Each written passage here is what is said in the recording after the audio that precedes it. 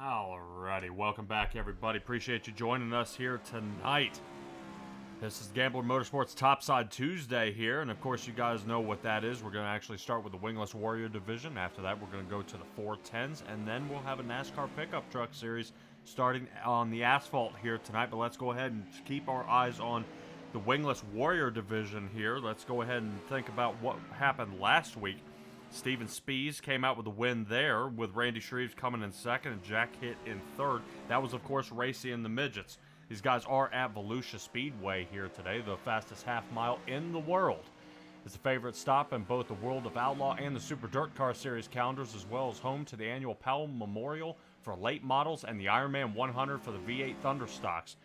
Keep in mind, this is kind of an interesting track here because it was located in Barberville, Florida. The track has undergone a variety of changes since opening in 1968. Initially known as Barberville Speedway, the facility originally operated as a quarter-mile dirt track before it was expanded to then a three-eighths of a mile in 1969. 3 years later after that, this thing grew again to half a mile, and then it was paved in 1989. Now it completely got rid of the dirt.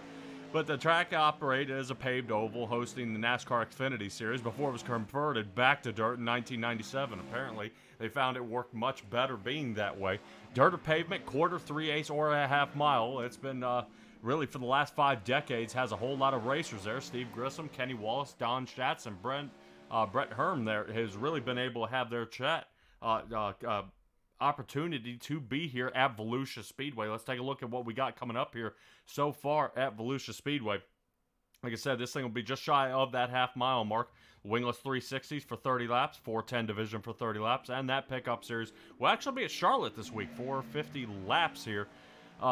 Track temperature, interesting enough, is 105 degrees. I figured it'd be melting the dirt out there by this time. 79 degrees in the air with about 48 degrees of humidity. That'll bring us our Tim Chapman pre-race show. Let's take a look here at our ARB qualifying session, what we've got coming up here, right now, guys. Definitely interested to see if anybody out here has got some fast times to hammer down. During the practice, Terry Landis was the man to beat. We'll see if Joseph Grandy, who we're taking a look at now, see if he's got anything, as he nails that top pole position, but quickly taken over by Terry Landis. Both sectors of his first qualifying lap was faster than Grandy's. So Grandy might actually be starting more in that 5th, 6th area if he can't figure out how to find some more speed out of some of these turns here, which he does not. Slightly more, but man, he's got to make up almost 3/10 of a second when it comes to race time. Not too many drivers out here tonight. I believe we have a total of 9 here. I think these wingless guys, they don't really can't get enough of drawing to the wingless here. I think everybody gets a little nervous with running how we were last night with the 360 divisions for the Monday series, which puts some of these guys kind of on the hot seat, getting rid of that wing, unbolting it from the top, and then getting them back out here onto the track. Definitely going to kind of switch it up for some of them. I did want to go ahead and give a look here while we're getting through the end of our qualifying session here. Make sure I have some time to mention our All About Tie-Dye standings here. All About Tie-Dye is located in Liberty, Missouri. All About Tie-Dye is the official tie-dye of the Coast to Coast Racing League. Patrick Spangler leads the Wingless Warrior division here, but not too many points, only by about 31 points over Jack Hitt, which right now Jack Hitt, as we see, sitting in that 2nd position, and Patrick Spangler with actually a lot slower time than we expected, and showed up to the track a little bit late. Hopefully he'll have a better turnout here. I think Aiden Young may have bent his car up here as we see him here on the infield. Grandy's taking a little more time out there on the track. See if he can get this one down, and last week's winner, Steven Spies, will be out there right now in the 55 running 5th. As the qualifying session is coming to an end here momentarily. About another 20 seconds left of this one. So what you see is what we've got here so far for our qualifying group.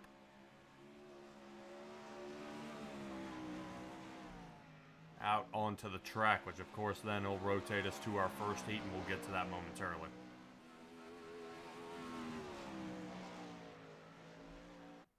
Alright, that is going to do it there.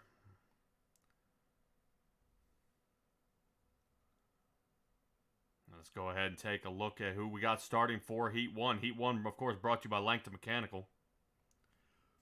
We'll talk about them here in just a second. I want to talk about the guys who are out here on the track right now. Jeff Barker, Steven Spies, 1 and 2. Brandon Dittmer will be starting third, with Terry Landis starting on the outside of him and Aiden Young bringing up the back of the pack here. Only Heat 1. We should have a second one. That's where we'll kind of be able to see Spangler and these other guys get their way back out there. But let's go ahead and give a mention here to Langton Mechanical, our heat sponsor here. Langton Mechanical, they are a second to none heating and air conditioning company in the Hamilton area, and promise their customers that their own professionally trained Langton specialists will be there personally every step of the way. They guarantee their customer satisfaction from start to finish, including sales, installation, and maintenance service of their heating or cooling systems. Every equipment sale, installation, and maintenance service call they make is backed 100% by Langton Mechanical. Definitely expect to see Spies turn this one out here. With Terry Landis with the fastest times out there on the track, he's going to be a tough cookie to beat. As they're following their double wide behind the Steve King Foundation truck. These guys are going to get it going here momentarily.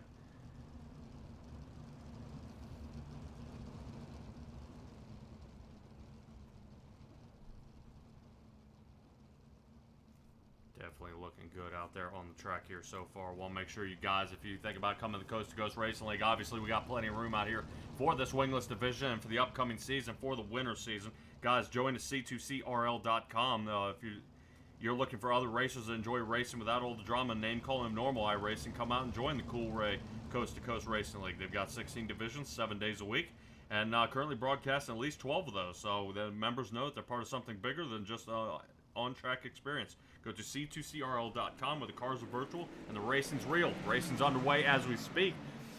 Steven Spies takes off here, but look at Brandon Dittmer go for that bottom line immediately. Didn't really hold up too much here as Dittmer gets a little out of shape, lining up for turn 3 here. Slides up. Terry Landis knows what to do. Takes that bottom line and gets on around Terry Landis. Quick move, quick thinking there, moving toward the bottom. Seems he knows exactly what was getting ready to happen with Brandon Dittmer starting so low, aiming into that turn here. Spies actually taking off, probably enjoying this lead here so far. Spies with 4 wins here in this wingless division, obviously looking for that 5th. He's got a lot of ground to make up if he wants to catch Patrick Spangler, but right now, if he puts on a driving exhibition like this, he's bound to get it here tonight. Halfway through this first heat here, Steven Spies still taking away in this lead. This will get him that front row starting spot that he desperately needs. Guys starting to single fire here. Landis second, Brandon Dittmer third, Aiden Young fourth, and Jeff Barker rolling into the backfield here in the 5th position. A little into the cushion there. You saw it straighten him out there just a little bit, but not too bad from our new Hall of Famer here at the C2C League. See how Brandon Dittmer's doing when he had that gutsy call earlier in the race. Definitely makes up some ground here on Terry Landis on turn 3. White flag is out. He's only got about a couple more turns to see if he can overtake Terry Landis and put him behind him, but I think he may have gotten a little too much of that turn there. Definitely trying to get this turn exit. Here it comes. Oh, and Landis is going to fall to Dittmer. Spies, Dittmer, Landis, Young, and Jeff Barker. Not too bad. We're racing by these guys here so far for Heat 1. That is going to bring us straight to Heat 2, brought to you by Magnum Race Designs. Let's take a look at who we got starting.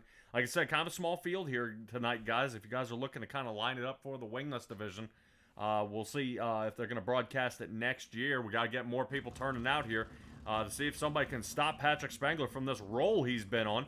Right now, Patrick Spangler will be first in the points, starting first here in Heat 2. Bob DeGood will be lining on the outside of him here. Jack Hitt will be starting in the 4th position, and Joseph Grandy will be starting 3rd.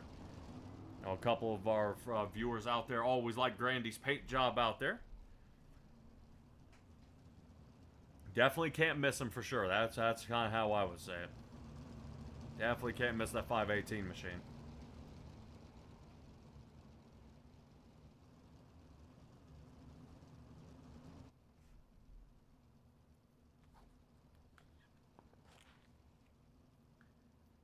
Now is no better time than now. Let's go ahead and talk about that Steve King Foundation pace truck we see out front. That Steve King Foundation pace truck, you know, that foundation was actually formed to help the dirt track racing community across the country by providing financial assistance to drivers, pit crew members, racing officials, track operations personnel, or, I mean, even the immediate families of those individuals who suffer serious injury, illness, or death. If you want to learn more, guys, check out www.stevekingfoundation.org. Definitely an interesting story behind that one of Steve King there. Unfortunately, losing his life out there at Knoxville Speedway. Not too far from me. But you guys can go there, kind of check it out, and kind of help all the dirt racing community and everybody else out there. But let's see how these guys handle this second heat here. Oh, like I said, only about 6 laps to go. Barney's got the green flag out, and Patrick Spengler, away he goes. Patrick Spengler off to an early lead here. Joseph Grandy down toward the bottom. Let's get a little closer look and see what Grandy's got for him here. Diving into turn 3. 3 wide, here we go. Pushing his way on through. Jack Hitt does. And he goes ahead and secures that second spot. Round and round they go here. Looks like Jack Hitt right now sitting second in points. Seeing if he can reel him in at this point. But not so sure as Patrick Spengler off to about a second lead here already. Not under fire with a good start there to the race. He's going to be able to pull away, and this one should be locked up for Patrick Spengler. He should be pretty well versed here in the 360s, winning the Renegade League last night, especially at Class A race. Man, he had some tough racing ahead of him, but he was able to secure a win there. Also, keep in mind, we have the 410 division coming up. This is our reigning champ here for the 410 division. He has 7 wins in that one and is just about out of reach from Randy Shreves, who Mr. Consistency has been trying his best to kind of catch him here, but Randy Shreves, when he's around 9 races and he's placed out of that at least a top 5 finish out of 8 of those races, definitely, you know, you can't kind of hang your head any part about that. Randy Shreves has tried his best to try his hand at those 410s, but man, Patrick Spengler just has it on a roll the same way he has it here in Heat 2. In the wingless division here we go. Looks like he's going to take the checkered flag for Heat 2. Spengler, Grandy Hitt, and Bob DeGood. Definitely a good stack up here from a few of our drivers here so far. That's going to bring us to our warm-up session. Warm-up session, of course, brought to you by Flatline Racing Bodies. Flatline Racing Bodies is quality racing bodies produced by former NASCAR regional short track champion Dan Chapman in the iRacing hotbed of Clarence, Iowa. I'm sure we'll see another few Chapmans here tonight in the Asphalt League. We should see Tim and Zach Chapman there. Hopefully we'll see those guys collect up and really put it down there at Charlotte. Definitely interesting always seeing these guys come off the dirt and then try their hand at the asphalt. I'm sure we'll see Aiden Young there for sure. Aiden Young definitely does a hell of a job out there. He's been winning a lot here lately.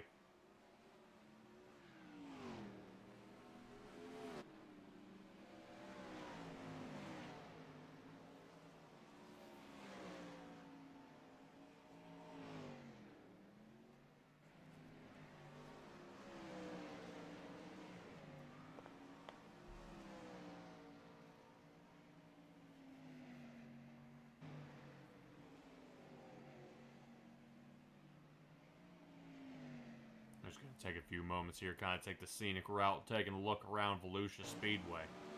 Definitely seeing how many different ways it has changed. And we'll see who ends up on that pad over there for Winner's Circle here.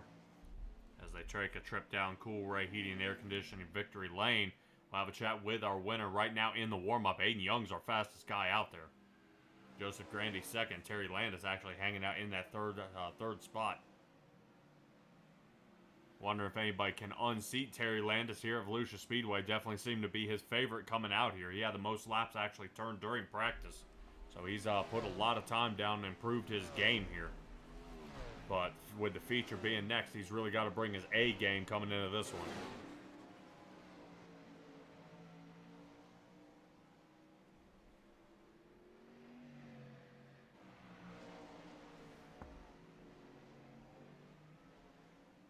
I figure these guys should have plenty of room out there so far.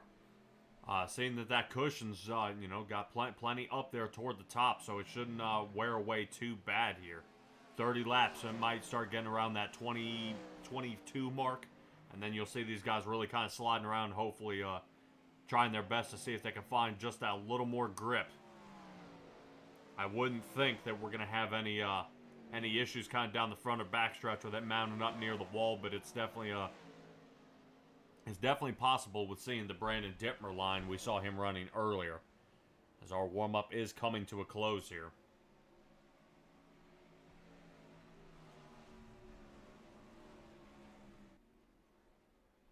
It looks like Jack Hitt has unseated our main man there, Aiden Young, for our warm-up. Let's get ready to get these guys gridded up here.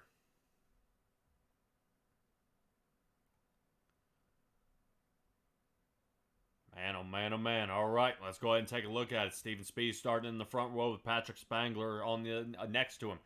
Second row, Brandon Dittmer and Joseph Grandy. Third row will be Terry Landis and Jack Hitt. Definitely excited to see how those guys show up. I'm curious to see if Terry Landis, starting on this inside line, if he hangs down there toward the bottom and works his way back to the front. Jack Hitt starting 6th. Aiden Young starting on the inside of the 4th row. Bob DeGood starting 8th. And Jeffrey Barker in the back, starting 9th. 9 drivers out here on the track. That'll be brought to you by the Super Dirt Car Series. Starting lineup here for our wingless division.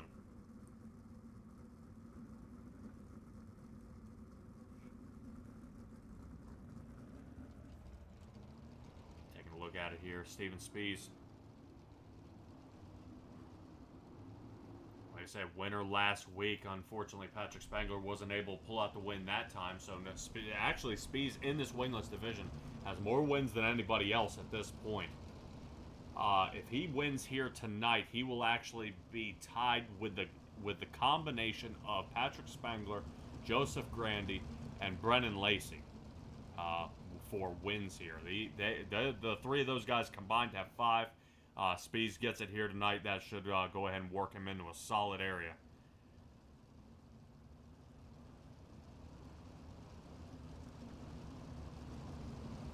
Unfortunately, Steven Spees is about, from my math is right, about 28 points behind Jack Hitt here. Jack Hitt actually starting back there in the 6th position. I think a lot of this this field is going to mix up here. Kind of change the route these guys go during this race.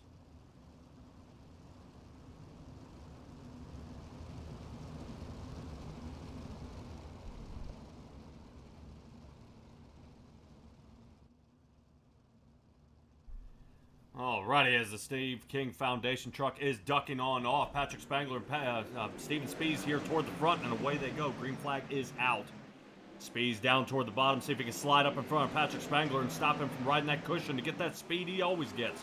Toward the top, and he's not able to do it. Brandon Dittmer catches the outside tire of Steven Spees here, and it looks like Dittmer is around. Quick little cartwheel there, no caution. He's back on his feet, that was amazing. Not quite sure how we managed that one. Might take a look at that later on here in the race if these guys start spreading out a little bit.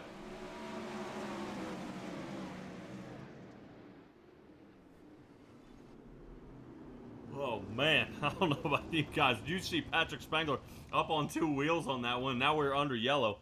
Let's roll back to actually see what happened to Brandon Dittmer here. A little confusing why we're starting all the way here. That doesn't make much sense. Show me Brandon Dittmer. Wow. Awesome. Way to go. Let's see what is the cause of our caution here. Ooh, Dittmer.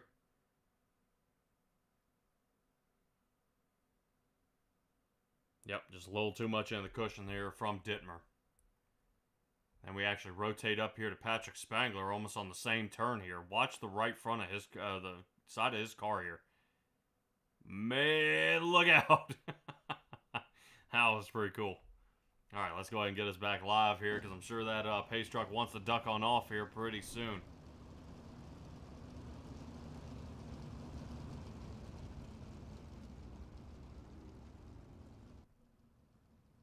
Not sure if Patrick Spangler had a disconnect here.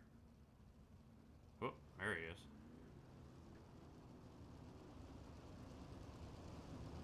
I just outrun that pace car.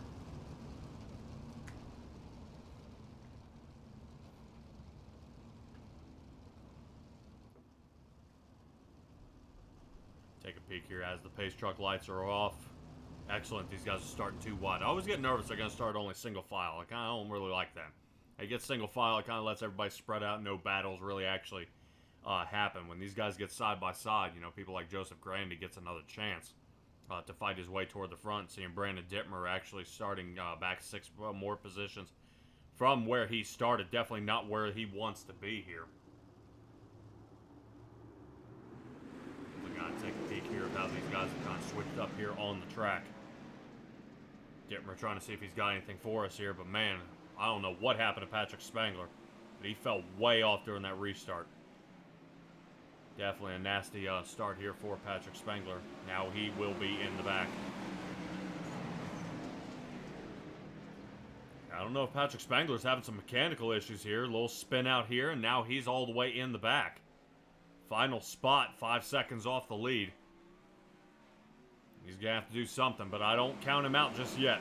Patrick Spangler's got a lot of speed here, and he can figure out how to make things happen. Let's rotate up here to Joseph Grandy, who's under fire right now by Jack Hitt, who's right behind him. A little nudge right there, and see if we can go ahead and push our way a little closer to these guys as they fight their way around Volusia Speedway here. Back and forth these guys go. Aiden Young now taking a peek here in that 69 machine down toward the bottom. Joseph Grandy up into the cushion, riding that right rear tire, trying to see if he can get a little push off on that turn exit, but Terry Landis sends it in there and turns Aiden Young for our second caution here of the night.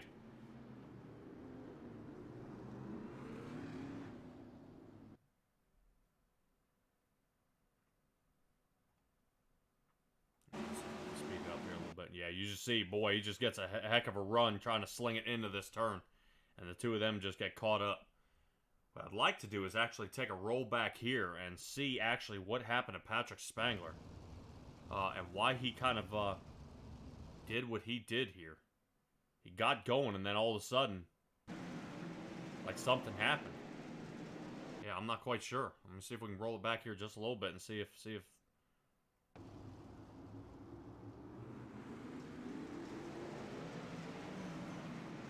Yeah, I don't know. I don't know if he's having some trouble. Right now, I think at this point, Patrick Spangler might be out of the race. I see him sitting down pit road as we speak. He's been down there for about a minute. I don't know if he's got damage. I didn't see anything comparable, you know, anything a real big issue. I mean, he did pop it up on 2 wheels. But I don't see where any damage has occurred. So our points leader is actually going to place dead last here in this race. That is heartbreaking for him, which is going to allow Jack Hitt, if Jack Hitt can get a solid finish here tonight, to really reel him in. Steven Spees, if he can get a win here, this may put Patrick Spangler way back in the points and might actually take the win here away. Not so easy in this wingless division.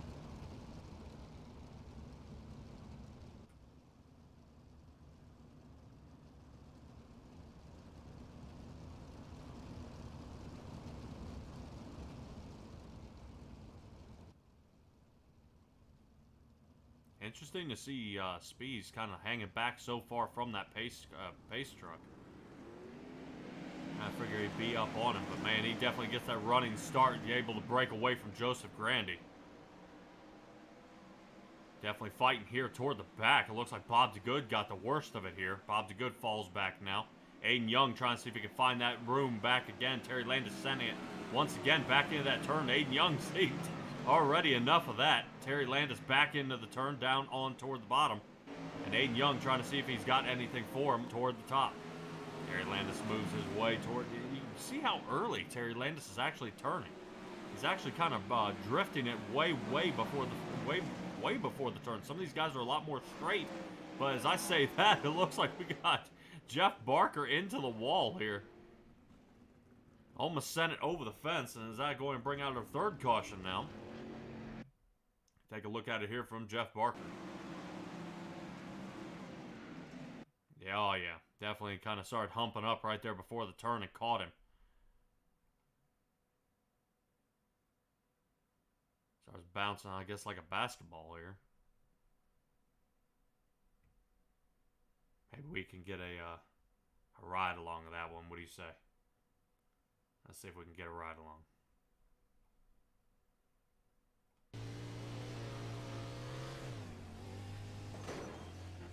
Whoa.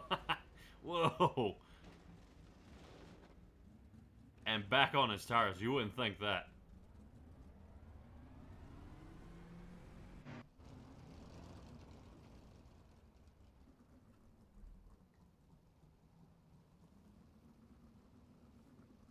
So that brings Jeff Barker back down pit road here.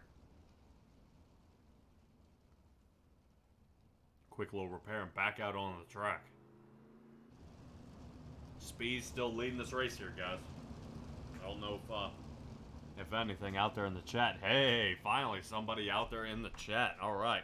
Yeah, that was pretty crazy. I don't know if I could, I think that'd be one of those situations. I'd be sitting there and kind of close your eyes as everybody kind of flips around and around and around. Definitely was seeing the track, the wall, the sky, track, wall, sky, and that's just not a good place to be in. Fortunately, he was able to keep that car running, back on the tires. He didn't have to get it towed, and at least limp it back to pit road and get it squared away.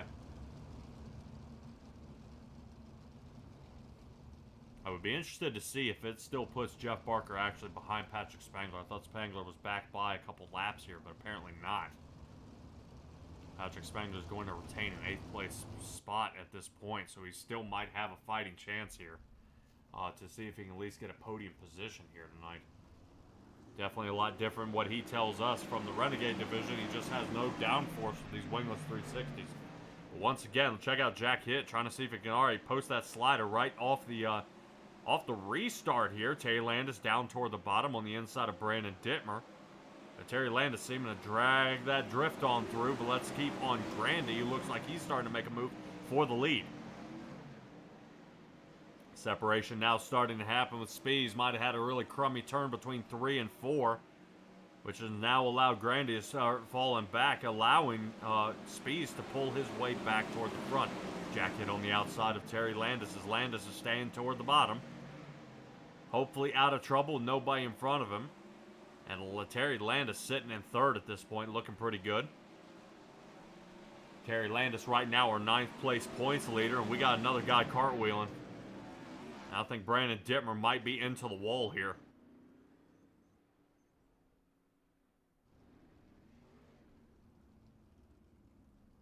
See if we can take another Malcolm's Mills mill riding replay here of what in the world happened.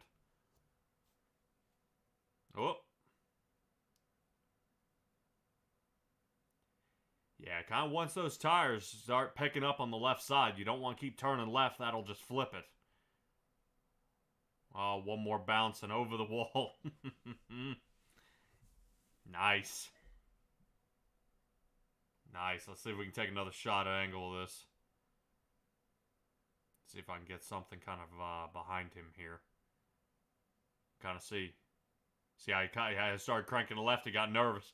Cranked it left. That right front tire grabbed and sent him the rest of the way around here. Ready? One more. Boop. Oh, well, that's going to be something for the tow truck to figure out how to unwedge out of there. I guess that's why we pay our fancy infield crew to get squared away. See Brandon Dittmer already sitting in pit road. So he's going to be broken down for probably the remainder here of the race, but we aren't even halfway, and we're already a handful of cautions into this thing.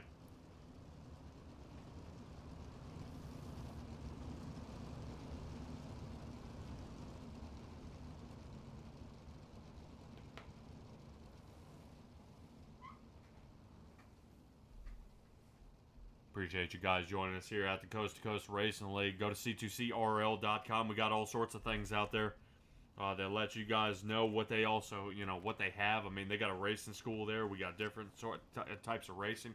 If you like asphalt, they got asphalt. They got road racing. They got road racing. I believe that's on Sundays. They got every dirt league you can imagine, from 360s, pro lates. Obviously, you see the wingless here. We got the 410s coming up next. Definitely a lot of other things. I know Hometown Heroes on Wednesdays is a pretty busy night, and as well as Mondays. Man, look at Aiden Young. See if he can slide here on the inside of Jack Hitt. He bumps him out of the way just a little bit. Let's see if we can squeeze a little tighter here. Aiden Young down toward the bottom. Here we go. Let's see if Aiden Young he gets it. 4th place. Terry Landis actually staying on that bottom line, finding that is where he needs to be fast here at Volusia. Right now, he has just lost the lead here to Steven Spees has lost the lead to Terry Landis as these guys switch back and forth between 3 and 4. I don't know where Spees is going to find any of the speed here toward the top. Seeing that not many drivers are riding down toward the bottom, there's still plenty of tack down there, and Terry Landis is using it. Halfway through this one here as we pass the line. Steven Spees seeing if he can fight around there. And you see now Steven Spees is taking a peek at this bottom line. Right now looking pretty good. Terry Landis still had a faster section there. Let's see how well he does in this one. Terry Landis still with a faster section, about almost 0.3 of a second faster. So now he's broken away to about almost a second lead here. To 3/4 of a second, right? Yeah, this is amazing. Terry Landis kind of from the back, up 4 positions from actually where it had him start here tonight. In the lead as we speak. Practice is paying off, but one wrong turn as you see how close he's getting to this wall here. One wrong turn, one bump off that wall is going to send him flying. Man, he's getting close to those tires. Right now, it is working right now for the number 161 here. Terry Landis finally getting a break here. Maybe a win in his corner for tonight. He could definitely use it for sure. Like I said, sitting in that 9th spot without a win yet.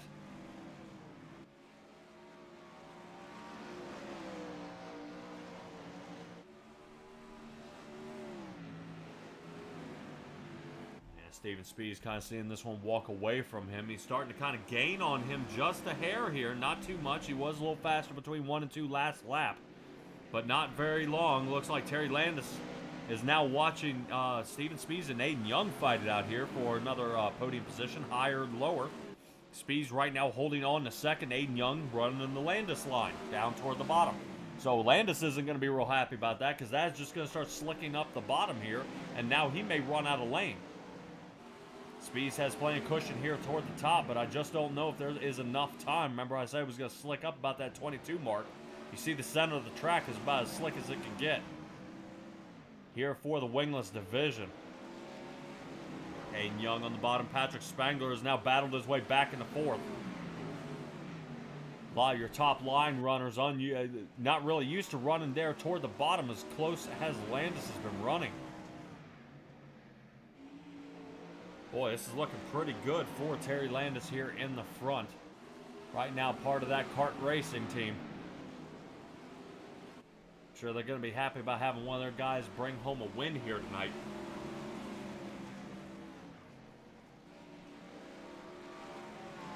Only 5 laps left to go in this one. Steven Spees seems to have stalled out the gain here by Terry Landis toward the front. Terry Landis now starting to rotate toward the top.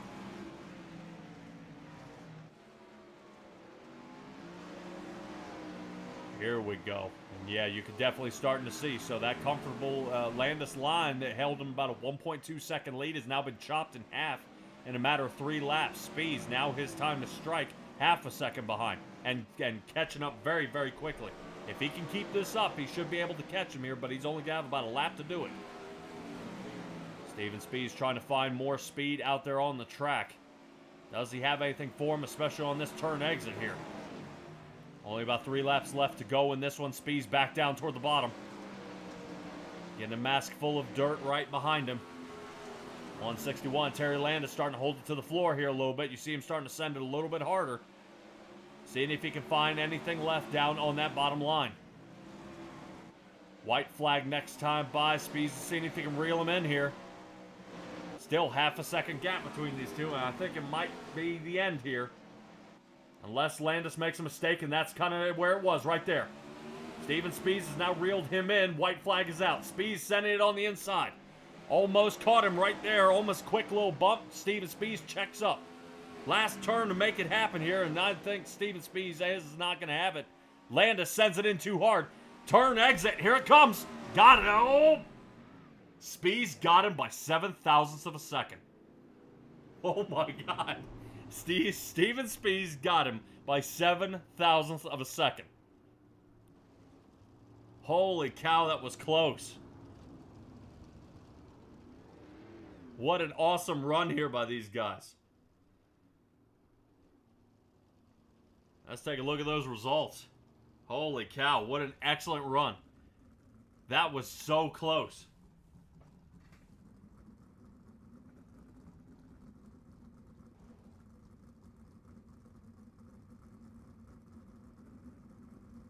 Right now, 2 out of the 3 Gambler Motorsports guys in the room here tonight, definitely on a tear. Definitely got toward the front, 1 and 3. Terry Landis of the kart racing team got his way on the podium as well, but just barely lost the lead right there at the end. Steven Spees, way to kind of stick it out here to kind of catch back up. I mean, excellent job here by our Steven Spees getting that win. Definitely.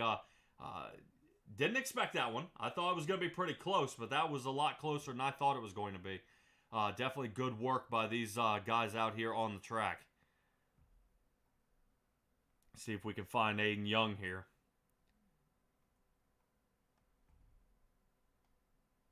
Alrighty, I think I got him. Aiden Young, you got a copy on me here, bud? I got you. All right, man, dude. I'm fairly certain I've been talking to you a lot lately, and I'm sure I might be able to talk to you here in the truck series. But let's start with the wingless 360s. What a run this was here, man. Definitely a battle to the front. Yeah, it's a car that 10 times out of 10 I won't drive, but I sometimes get in them and try to do my best. All right, man. Well, see, you seem to still be able to hold this car all together, especially without that wing on the top. I think Patrick Spangler had a little bit of trouble here tonight. Was Jack Hitt giving you some trouble out there on the track? Not really. It's mainly me screwing up once in a while, not having experience in the car, but we made it work. All right. Well, Terry Landis definitely was sending in those turns pretty hard, man. I think he got you two guys spun around there for one of those cautions. Finally, once there was some green flag laps, you guys were able to get some speed. But Aiden Young, great job tonight, dude. We got 410s up next. I know how you are in the pro lates. How confident you feeling moving to the 410 division? I lost the win last time, so let's go try to get it back. All right, man. Williams Grove it will be. So go ahead and give me your shout outs and let's get you ready for that. Yeah, thank Gambling Motorsports as always. Obviously, Cool Ray for being on the car each and every week. Obviously, my family for letting me do this. All right, Aiden Young. Fantastic job tonight, bud. And I'll catch up with you later. Thank you. All righty, and that's going to move Aiden Young down. That moves us to Terry Landis, our second place finisher here tonight. Oh, man, he's got to be about heartbroken as that can be. Terry Landis, man, how close could that be? Oh, that was fun. Steven just told me. I think it was 800ths of a second or 8,000ths of a second. Yeah. Something that's crazy. Yeah, 8,000ths of a second, man, and definitely hit. You had a 1.2 second lead, but once I saw a few more people start running that bottom line, I think it was going to slick up too much for you, and you weren't going to be able to kind of wrap it around the track like you had been. Oh yeah, that's exactly what happened. That's what I figured. Everybody's running the bottom, and in 3 and 4, I was just telling Steve. In 3 and 4, it was so hard to get it to get it to rotate. You had to like almost throw it sideways to get the angle coming on turn 4. Oh yeah, well I was definitely keeping an eye on you there for a good while, man. You definitely know how to floss that left front tire just off the wall and barely miss those tires each and every turn. So I guess all that practice paid off, at least for a podium position tonight. Spees did kind of yank the win out of your hands here, man. It was almost your first time getting a win here in the wingless division this season, man, but so close. 410s are up next for Williams Grove, man, dude. How confident you feeling moving there? Oh yeah. Oh my God, that's my home track, kind of, sort of. All right, man. Well, I will definitely expect to find you back in the booth in that section. But first, go ahead and give me your shout outs here tonight, and let's get you on over there. All right, yeah, I'd like to give a shout out to Galen's Homegrown Popcorn. It's best popcorn you can buy and eat, and they all sorts of flavors. And if you put cart into the code, you get 15% off. And the guys back at the KSR, and you for putting everything on, and C2C for giving us a place to race, and my wife Judy. All righty, Terry Landis in the 161, man. Keep up the good work. I definitely expect to see you do well at Charlotte as well tonight too, as well, man. Just try to stay out of trouble out there. You keep getting up to the top 10, and somebody's got to nudge you. I know, right? Yeah. Well, that was my bad. I overdrove it getting into Aiden. You know, that was horrible for me. But that's all right, man. Accidents happen. At least you guys had enough track to battle it back in the front. Terry Landis in the 161 car here, bud. Good job. Thanks. Have a good night. Alrighty, Terry Landis, which now, of course, moves me to our race winner here tonight. Man, I'm talking to him over and over and over again. Steven Spies, what a race here, no, how close that was. Yeah, I was just looking 8 thousandths of a second. Terry probably really deserved that one. He really had that car working on the bottom. It's just a little harder to be consistent down there, and I think he bobbled just enough that I was able to nip him at the line, but that was a lot of fun. Yeah, what I noticed a lot of people were trying is Aiden Young, Jack Hitt, and I believe Jeff Barker. These guys were running down toward the bottom of the track and started wearing out his line too soon. And man, you just kind of stayed consistent, stayed toward the top, everything worked. And you saw Terry Landis, he actually started hunting for a new line. And that's where you started reeling him in. And dude, man, how do you keep the patience with only, 5 to go, knowing that you now have the upper hand? Yeah, I just kept searching for something. I tried to run low for a handful of laps, tried modifying my line where I was entering. So, ultimately kind of settled on a sort of a slider into 1 and 2, and then all the way up top 3 and 4. And like you said, with 4 or 5 to go, it seemed like that worked. The lap times were good. And so just crossed my fingers and tried to be consistent. Like I said, Terry had it rolling down there. So it's fun to have a rabbit to chase and make you work hard. Oh, yeah. Well, Jeffrey Kemper out there in the chat said, what a great finish. I know this is kind of probably a dumb stat to you, but this will actually be your 5th win here in the Wingless Warrior division. You having 5 wins is a total collection of the combined of 3 other drivers as well, and they have 5 wins. That being Patrick Spangler with 2, Brendan Lacey with 2, and Joseph Grandy with 1.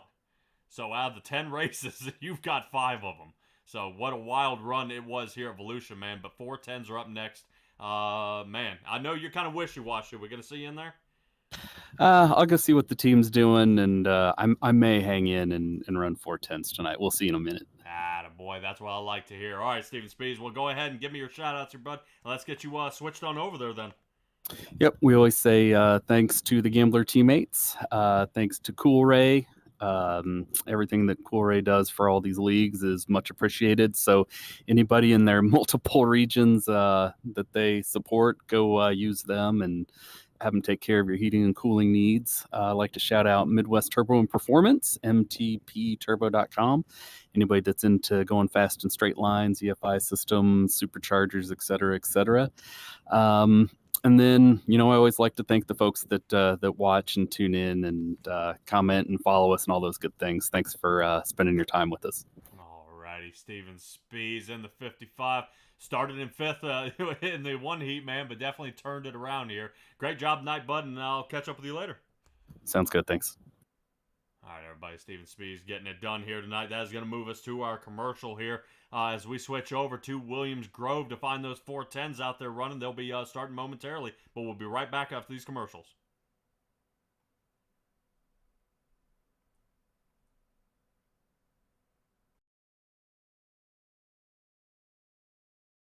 Hi, I'm Olivia Olson, Industrial Engineering Junior and Club Volleyball member here at Penn State. I'm very excited to say that Thon is right around the corner, just a month away. And for those of you that don't know, Thon is the largest student-run philanthropy in the entire world. They're committed to raising funds and supporting those who are affected by childhood cancer. This year, Thon is taking a very different meaning for me.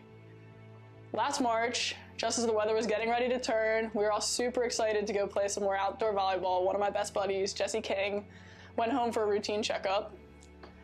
Fast forward 60 days later, and he's just waking up from a medically induced coma. 6 months later, he's just being released from the hospital after being diagnosed with non-Hodgkin's lymphoma. Now, kid's a fighter. He made it through chemo, radiation, and he's currently battling his way through extensive cognitive and physical therapies. He's doing great. He's finally letting out some of that personality that we've all been missing for so long. Luckily, the King family, thanks to 4 Diamonds, has yet to see a medical bill. There are a lot of families that can say the same out of all the good that's come out of this.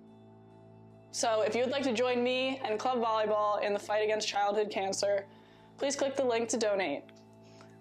Any size donation makes a world of difference for the King family and families alike. If donating at this time isn't the best option for you, please, please, please, please share this video, because the more eyes on it, the better, and every dollar truly does make a difference. In addition, any thoughts, prayers, good vibes are always greatly appreciated, because we just want our best buddy back at school with us. All that being said, please always remember to never take anything for granted. Tell the people around you that you love them loud and often, and even the smallest acts can make a world of difference. Many thanks and lots of love from me and the club volleyball family and all of those being supported by Thon and Four Diamonds.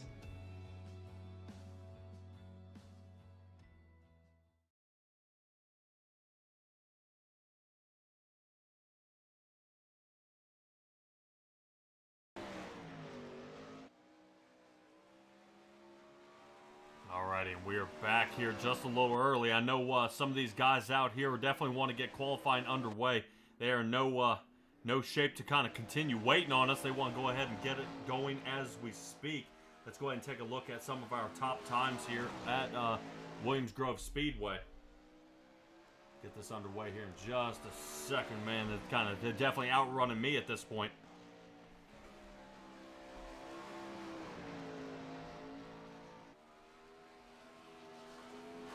Joseph Grandy right now with the fastest time.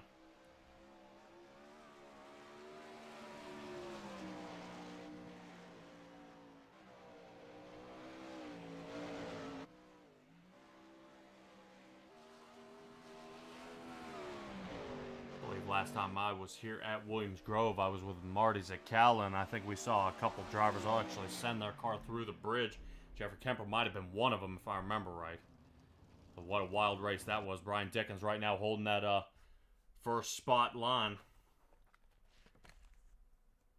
Fastest on the track at this point.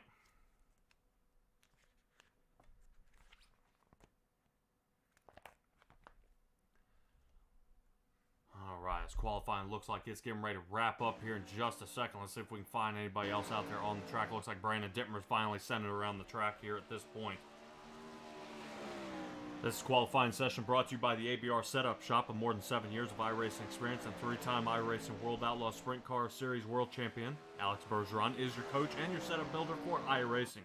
The goal is to make you the fastest on the track without any exceptions. Don't look any farther than ABR Setup Shop. They offer weekly official racing setups, custom setup requests for your specific races, and most importantly, one-on-one coaching sessions. Looks like everything is kind of getting ready to wrap up here for the qualifying. About another 45 seconds. See if anybody else is out there. I think Devo might be out there. Yeah, Devo's out there, but he is not moving at this point. Patrick Spangler is yet to qualify. Right now, make sure we give a little shout out here to Patrick Spangler, our leader in the 410 division. 714 points this man's racked up. Randy Shreve is behind him in second place with 642. So I think all is kind of over from that. I don't think there's much left really for Patrick Spangler. I don't know if he really has to race to really bring home the cup on this one, seeing it being this week and 2 more after that. Not too shabby out of him. Rotate over to our first heat here.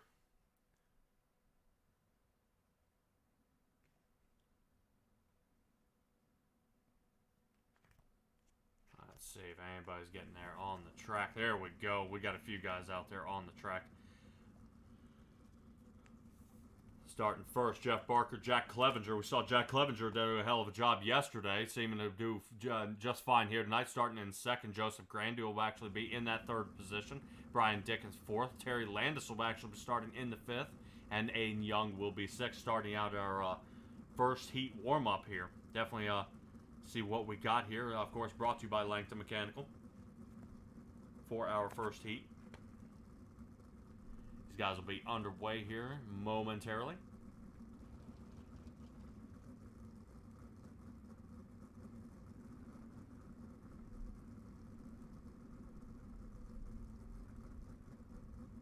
This track is actually located in Mechanicsburg, Pennsylvania. This half-mile track is located outside of actually what they call Williams Grove Park, which is actually an amusement park. They built something just adjacent to it and built this track. until 1930s, and they actually built this track. So far it's been sitting out there since 1939, which was the first race winner. Tom Heinerschitz out there for the winner on May 21st of 1939. A quick little look at it out there, and how these guys run, and kind of really how far along this has been going. Pace truck is off. See if Jeff Barker can hang out here in the front. Green flag is out, and away they go. Definitely a different kind of looking half mile than what we just saw at Evolution. Definitely plenty of straightaway on this at this track. Whoa, man. Jeff Barker definitely taking there toward the inside. As he does that, he takes out Grandy, who was on the outside. Joseph Grandy now way in the back. Hopefully he's able to battle his way back up in front of a cutoff position. Clevenger, Dickens, Barker, 1, 2, and 3.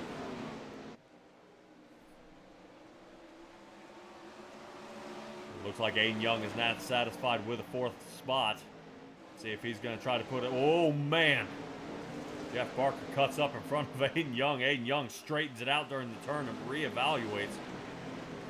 Gets a better angle, and around he goes. Up into the cushion to get the stick, and around he goes. Brian Dickens now putting pressure actually on Jack Clevenger. Jack Clevenger not afraid at all. Oof. Little nudge there. Let him know you're there. As Jack Clevenger trying to hang out here for Heat 1. See if he can get his way pushed around. 2 laps left to go in this one. Hanging on so far here.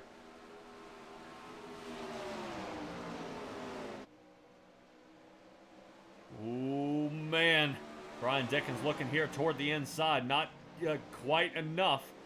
Jack Clevenger now going to have to send it in a little bit harder, use up a little more of that cushion, and get that turn exit, and he does. Yeah, Jack Clevenger, man, he's got this thing on a rail. Around he goes. He's going to bring Heat 1 win. Dickens 2nd, Young 3rd, Jeff Barker into the 4th, and, man, Joseph Grandy back here in the 5th position. Definitely a hard nudge there, not where he wants to be starting that heat, or starting the feature here tonight, which brings us into Heat 2, brought to you by Magnum Race Designs. Magnum Race Designs offer iRacing wraps, hero cards, logos, flyers, and even t-shirt designs. If you're looking for a new design and you want attention to detail, competitive pricing, and fast turnaround times, check out Magnum Race Designs on Facebook, where you can contact them directly through Messenger. Keep in mind, they're also a proud sponsor of that 358 division. Donovan Ross runs in that division, I believe. Here, Devo right now running in that front position with Randy Shreves. Mr. Consistency sitting 2nd. Andy Patton in 3rd. Brandon Dittmer. Hopefully he's able to get a little better run here this time around, running in the 4th position. Bob's a good 5th. And Patrick Spangler actually back of the pack here. Patrick Spangler right now, like I said, hardly really having a race it here for this race. With the amount of points he has collected here so far, definitely should be an easy peasy one here for him. But we'll see how he hangs out here at Williams Grove. He's only lost 2 races in this division, and both of them have been to Stephen Goldner, who's hanging out in that 10th spot. Stephen Goldner's shown up for 3 races and won 2 of them. Patrick Spangler's shown up for 9 and won 7. Let's see how Devo and Randy Shreves get it done here in this heat. For Heat 2, away they go. Donovan Ross down toward the bottom. Randy Shreves is going to be happy about having this top line here, but trying to share it actually with, looks like Brandon Dittmer here, trying to see if he can wedge his way into the top line as well. Patrick Spangler around from the back spot, and around he goes. Patrick Spangler all the way from the last, from 6th to 3rd in 1 lap. Definitely, man on the move here, definitely making it happen. Patrick Spangler, I mean, I've wondered what he's got underneath the hood of this 410. Every single week, this is what it looks like.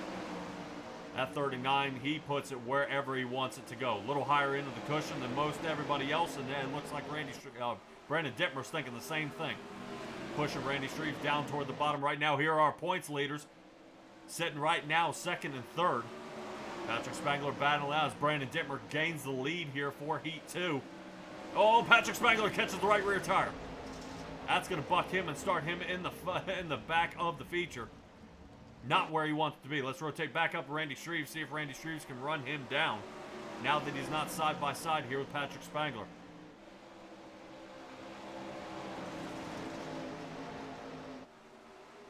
Randy Shreve's still trying to do some work here. In the 56 machine, seeing if he can catch the 83. Not much left. White flag is out. He may just have to kind of bow out here and let the 83 get going.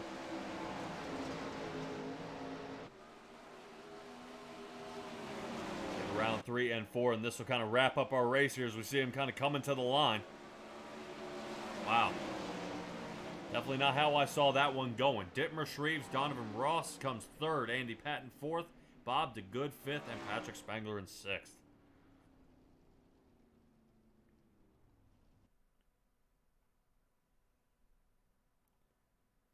Definitely tough running by all our guys here tonight. Let's go ahead and rotate to our Flatline Racing Bodies warm-up.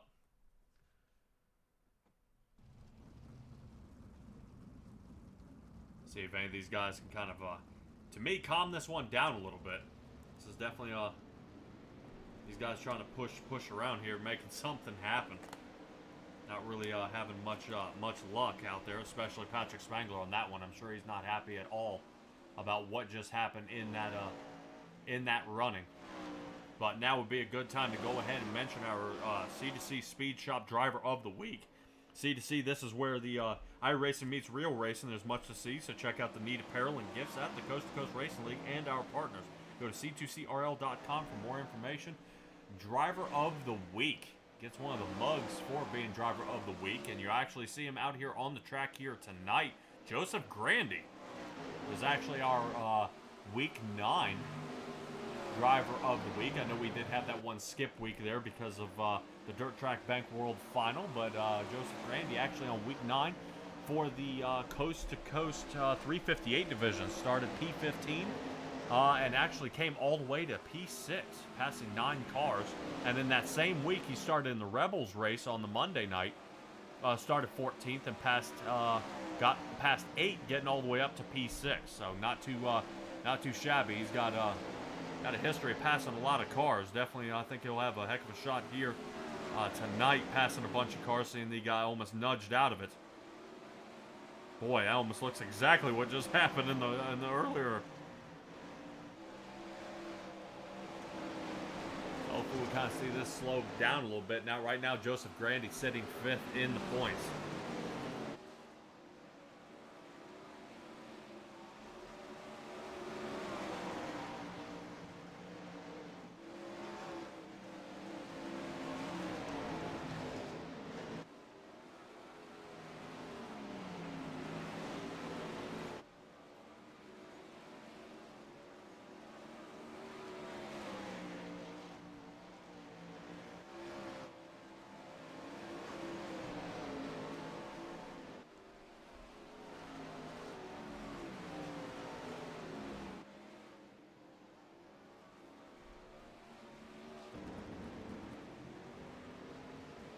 Patrick Spangler's around again. Unfortunately, 20 seconds left here in this warm-up, ladies and gentlemen.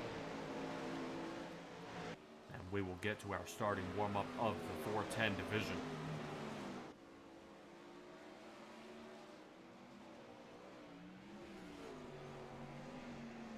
That should do it.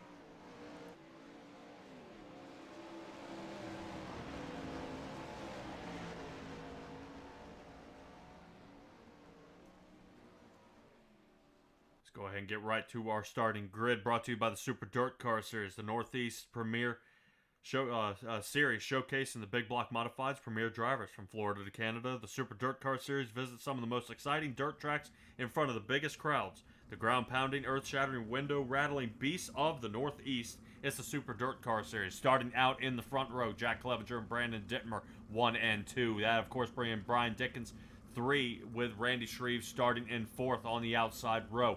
Aiden Young starting on the inside of row 3 with Donovan Ross starting 6th. Jeffrey Barker starting in 7th with Andy Patton in 8th. Hopefully these guys are able to battle their way toward the front. They've been fast a lot of this part here tonight. Joseph Grandy starting in 9th. Bob DeGood 10th. Terry Landis in 11th. And Patrick Spangler on the outside of row 6. And that should do it. 12 drivers here tonight to get this one done in the 410 league. Definitely good battles by some of our guys out here tonight. Hopefully they're able to, like I said, keep wheels on the ground. This is definitely going to be a good pile-up for most of our drivers out here. But let's go ahead and get everything up and running here. Looking good. Obviously, the 410 Sprint Car Series is sponsored by 2-1 Designs.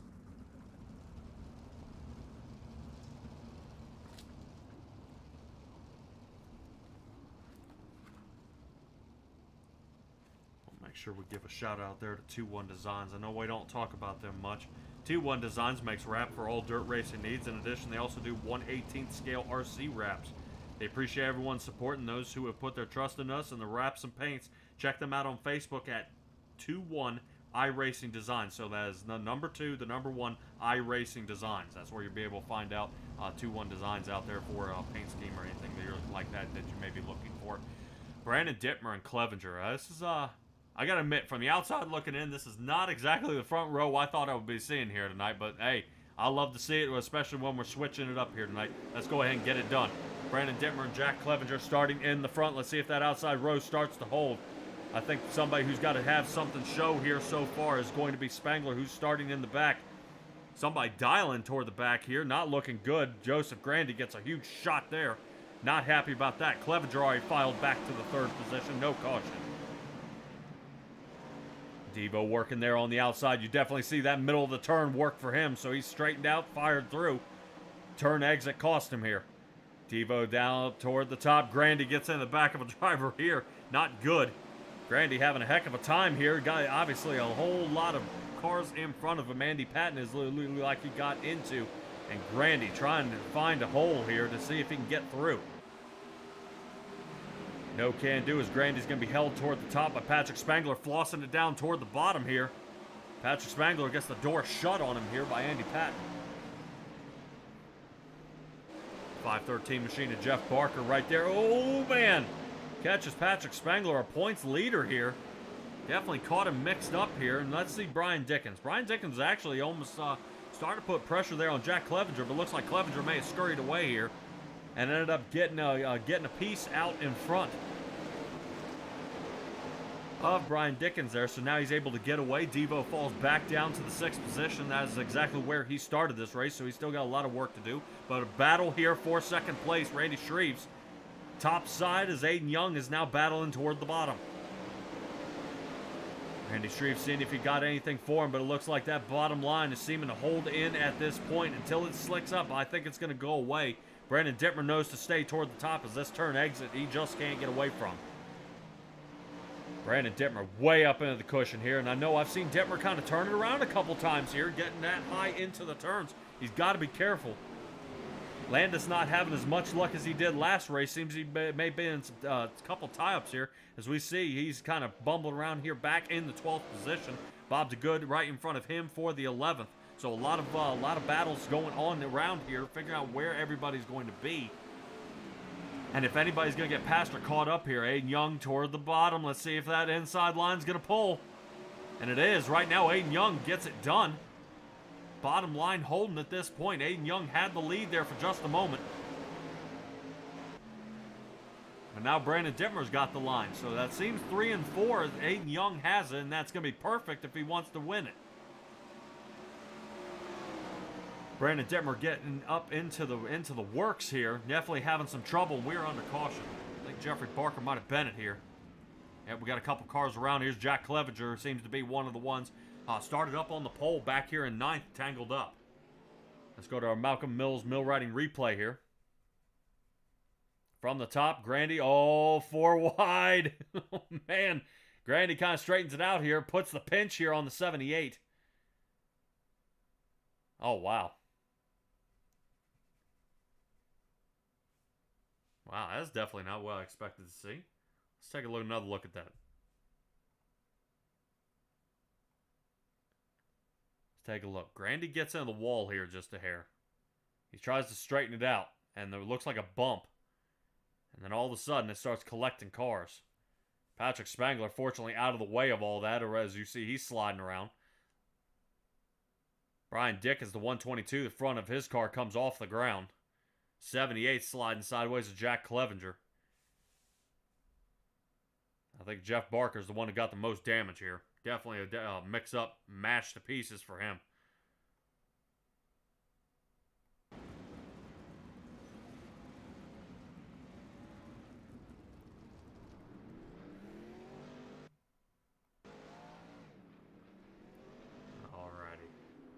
See if we can get this one back live here.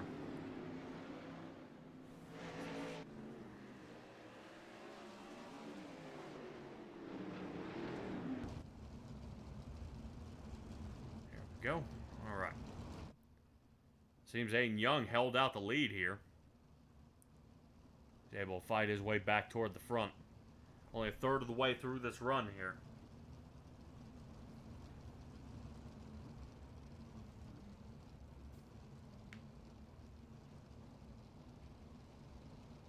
I say, guys, do not go away after the 410 division. We move over to the truck series brought to you by Tim Chapman Pickup Cup.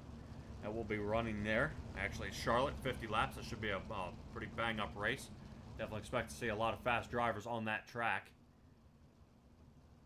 Now we're looking pretty thin here in the wingless division and the 410s, but hopefully we'll be able to get that straightened out and everything a-okay in the upcoming one. Right now, I got about 19 drivers getting locked and loaded here for the Charlotte run. But let's stay at Williams Grove as Aiden Young takes the lead here. Let's see if he can keep it.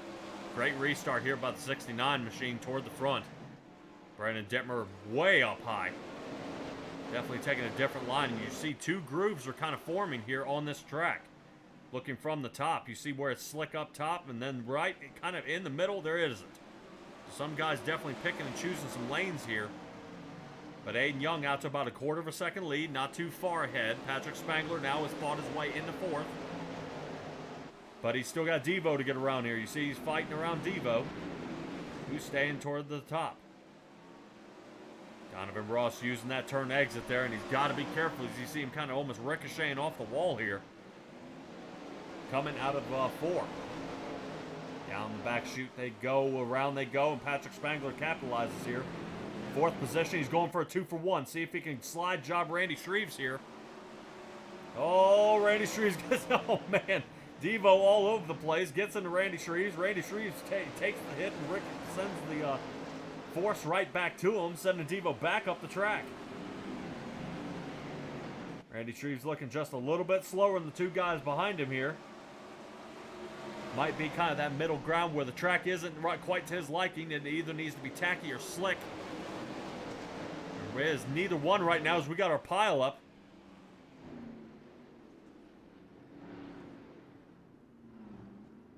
Brandon Dittmer, our second place runner, is in a wreck.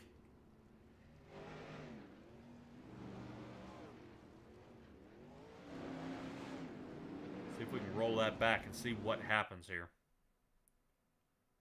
Yeah, Dittmer, I've kind of been saying something about this. Him riding so high into the wall, grabbing that wall.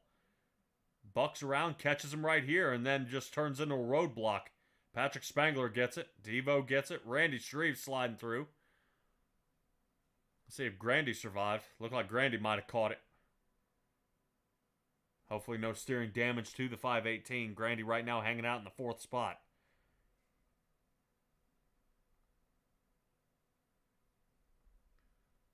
See if we can take another look at this from Patrick Spangler's area.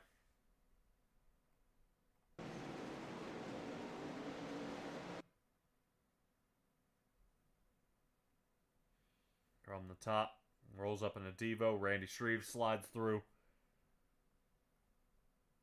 Anybody else? Oh, Grandy got away. Oh, man. All right. Now it looks like some of these guys survived.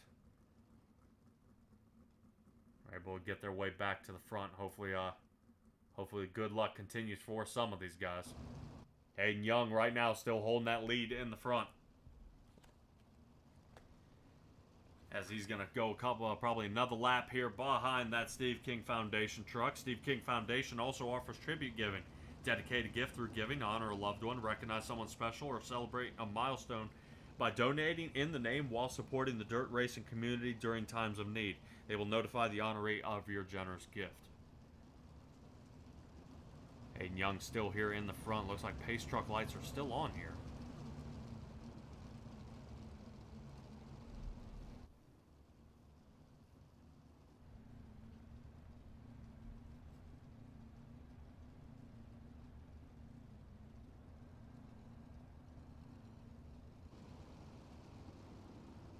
driver's getting locked and loaded here for this restart. And kind of watch how Aiden Young kind of sets it up here.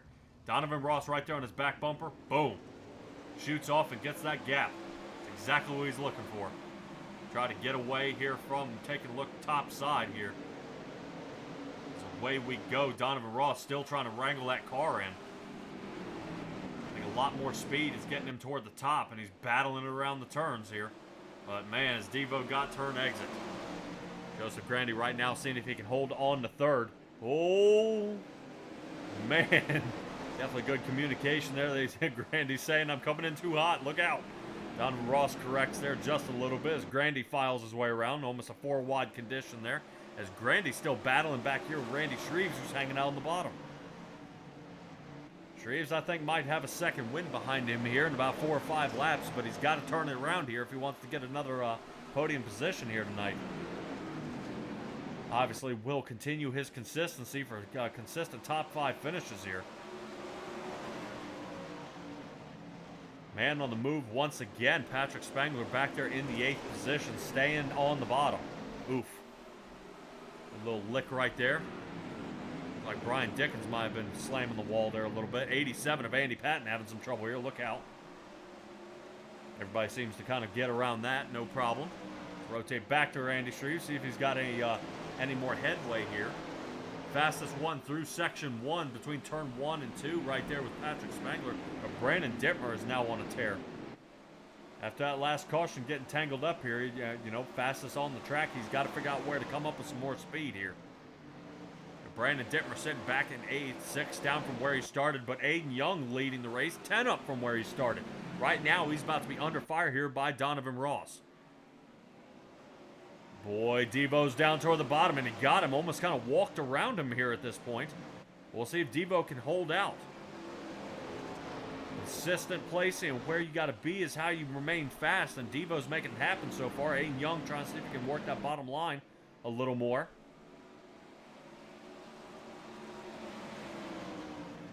No can do. Not seeming to hold up too much as Aiden Young's trying to see if he can find some speed there on the bottom line that no one's running at this point.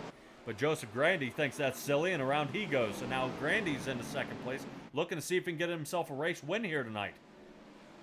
But Devo's got 6 laps to hold him off here at Williams Grove.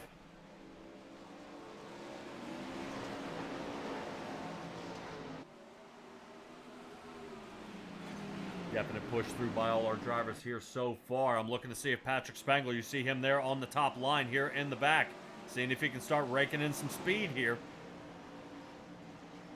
Right now, he is fastest on the track by almost half a second. Definitely some good times being laid down by him at this point. See if we can pop up some of those last lap times. You're going to kind of watch how he's starting to make up the gaps here. Patrick Spangler now reeling in Aiden Young. Boy, he looks like a sitting duck at this point. Let's kind of rotate up to Grandy, who looked like he was putting some shots in on Donovan Ross. These guys have been battling just about all night. Time is ticking down. 4 laps left to go in this one. Oh, slider. Grandy completes and Devo checks up. See if he can slide back underneath of him. And Grandy's going to try to pinch him down toward the bottom. Devo gets in too deep. Here he comes. Look out. We're under caution. Man, I wish Grandy had hoped that caution hadn't to come out because he might have had him. I think Brandon Dittmer's around for a second time here tonight. Let's see what we got.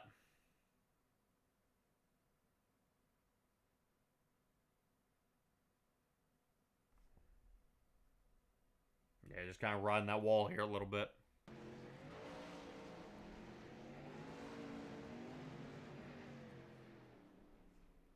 Brandon Dittmer actually spinning out almost in the identical spot we saw the last caution. Almost right at that opening right there where everybody gets onto the track.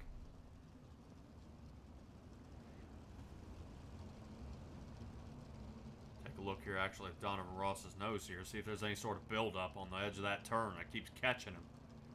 As you see it's starting to get kind of bumpy there on that side.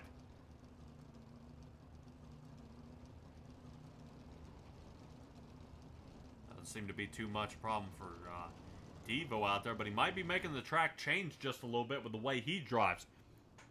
Devo's kind of sending it in there full speed halfway into the turn and then yanking the car around for the second half of the turn. That's how Devo's getting so much speed at this point. I don't see anybody else running that line, but for me, what do I know? Devo's leading the race. Aiden Young, unfortunately, has filed all the way back to the third position. Patrick Spangler, knowing how he's driving, this is actually a perfect spot for him. This clutches everybody back together, and now he doesn't have to run him down so much.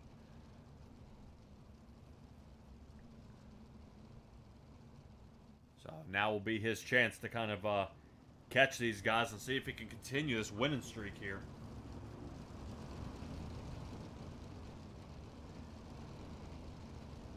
Last week, Patrick Spangler, Aiden Young, and Brandon Dittmer 1, 2, and 3. Devo actually placed 7th in that race last week. He's got a hell of a chance this time to get a shot in on this one. All right, Devo, Grandy, Young, Spangler, Shreves, 1 through 5. Here we go. 2 laps to get it done before the white flag comes out. Getting away right now. Devo holding a solid line here. See if they can battle their way through. Definitely a mix-up. Grandy sending it toward the bottom. Patrick Spangler seeing if he can floss around Young, and I think he gets him. But let's stay up here right now with the lead of Grandy. Grandy's trying his best to see if he can get himself a race win here. This will be the first one here in the 410 division. Nudges that tire. And that opens the door for Patrick Spangler. Patrick Spangler dialing toward the inside here. Excellent. Boy, talk about ramping up the race here with a white flag out. See if Grandy and Devo take each other out here. Grandy trying toward the bottom once again. It's going to be a 3-way shootout. Patrick Spangler opening the lane. Spangler in the second. Bumped Grandy out of his way, and I think Patrick Spangler might be taking away a second-place finish here. Wow. Not too bad. Not too bad. Wow. That was great. This breaks Patrick Spangler's 3 weeks in a row of winning here.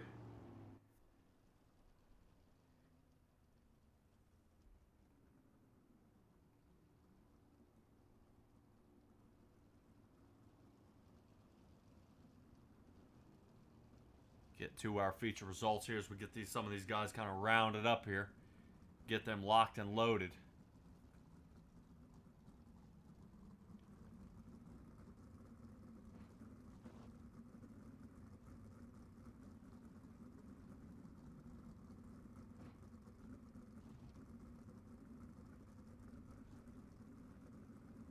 Awesome job. Awesome job as we get these guys kind of wrangled up here.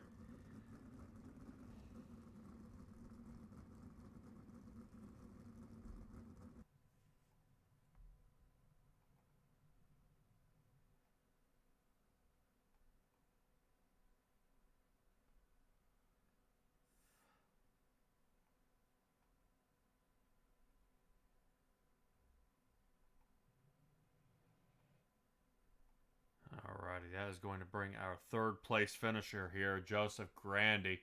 Oh man, Joseph Grandy, so close, bud, so close here tonight. Yeah, it was a pretty crazy finish, but these yellows, man, they get me. Messes up my rhythm here. Yeah, definitely for sure. I thought you might have had something there for Devo. Kind of, how was the track holding up out there for you tonight? It was fine. Williams Grove's one of my favorite tracks. I'm still pretty not good in the slick here. I'm still learning slowly, but I held my own. I did all right. All right, man. Well, it's getting better and better and better. Right now, you're sitting in the 5th in points for the solid third place finish tonight. This should keep marching you up the chain here, man. I know Bob DeGood's a little bit off you from there, but man, definitely a churning. I don't believe you in it for asphalt tonight, so I'm going to go ahead and get your shout-outs here here at Williams Grove, man. I just got to stop wrecking, then I'll be all right in points. But I'd like to thank you for the broadcast and Coast to Coast and all their sponsors that make this league run. All right, Joseph Grandy, definitely out there in my chat. We got a lot of people that are rooting on your paint scheme, man, so they're definitely got their eyes on you, man. So I appreciate it. Yep, can't wait to catch up with you later. Bye. Yep, have a good one. All right, everybody, try to hurry up there with Joseph Grant. It sounded like he's almost in a little bit of a heated mix-up there, but that's going to move us to our second-place finisher. Unusual second-place finisher here, seeing how well he did in the Renegades yesterday. Patrick Spengler, talk to me about tonight, dude. It's a roller coaster night. Definitely from even the start of the wingless. Just didn't have luck on my side tonight, and then needed another lap or two. I think I had something for Donovan, but it was a good race by everybody. It's always fun at Williams Grove. The bottom was fast at the beginning, and the top came super fast at the end. 3 and 4 was pretty even, so it was fun. Nice, good, close racing. All right, well, seeing that, I think you had to actually serve a penalty tonight in the 410 sprints. Started you in the back of the pack. Definitely not where you want to be, man, but definitely something we got to keep an eye on here pretty soon. This breaks your streak once again, dude. You had 3, 1 last week, but here you are, at least bringing in a second-place finish, man. Awesome job here tonight, especially after the Renegade finish. Go ahead and give me your shout-outs, man. Let's get you wrapped in for the night. It's you for putting on this race, my crew for repairing both my cars, dad and uncle back home watching, the wife watching, and Rod for putting on the league. All right, Patrick Spangler, great job tonight, bud. And I'll probably catch up with you next week, man. Take it easy. Yep, sounds good. All right, Patrick Spangler in the 39, which brings us to Devo, who ended up getting the race win here tonight. This is bringing us to our Cool Ray Coast to Coast Racing League victory lane here. Well, make sure we give a quick little shout out to them if I can get to the right area. Whoops. All right, Cool Ray Heating and Air Conditioning is proud of their reputation by providing excellent cooling, heating, and plumbing electrical service to homeowners and businesses in Georgia. Their mission is to continue to build long-lasting relationships with their customers through their winning spirit and commitment to 100% satisfaction guaranteed. I'm sure somebody with 100% satisfaction right now has got to be Donovan Ross. Dude, talk to me about this race. I took the green and away we went, and ended up with feeling pretty good, actually. Just kind of found a line there that nobody was running and just worked our way forward and got into Patrick there. I don't know who he got into, but speared him right in the middle of the race. Thought for sure that we were all broken, but seemed to go okay for the rest of the race. So it's kind of fun. Yeah, definitely a good shootout there right at the end. Do you think if he had 2 more laps, he'd have had something for you, but not quite, not all the way there. But man, definitely a good race by you. And like you were saying, you were running a different line than everybody else, and you were shooting into actually 1 and 2 and 3 and 4 almost full speed until you hit halfway, and then really slamming it toward the wall. Getting it wrapped through. Is that kind of what you've been practicing doing? Nah, there's no practice here. We just figure out something. And I was telling Jack Clevenger in Discord that I've never used so much brakes in a race. So, just basically straight into the corner and then grab a whole footload of brake. And, and I knew Grandy was running, just pretty much off my left rear. I got a little bit sideways there and I could see him there. So he had a good line and I think I just had a little bit more momentum there. All right, man. When you turn back into the broadcast, you'll see one of them. Actually, I got it here in slow-mo of Grandy running up your left rear tire there. That almost bucked him around, but they were able to keep it back straight. But you bring home the win here in the 410 division. Actually unseat Patrick Spangler from his three race win streak. So not too shabbier. But Devo, go ahead and give me your shout-outs, man. I'll just thank Redine, SimSport, or SRC, you guys, for the broadcast, Roger, all the guys behind the scenes that work hard to do what they do to keep this thing going. So go take this helmet off and put on the old asphalt helmet and see what kind of hell we can cause over there. All right, man. Well, Charlotte is where we're going to be, so watch out for that tunnel turn coming out of 4. A lot of people ride it up into the turn, and it causes nothing but havoc. Yeah, full lock left and close your eyes. No, don't do that. Come on. I would talk to you after a while. Thanks. All right, Devo. Talk to you later, bud. Yep. All right, everybody. Donovan Ross there. Kind of taking a peek, actually, at Donovan Ross during some of the practicing he's been doing.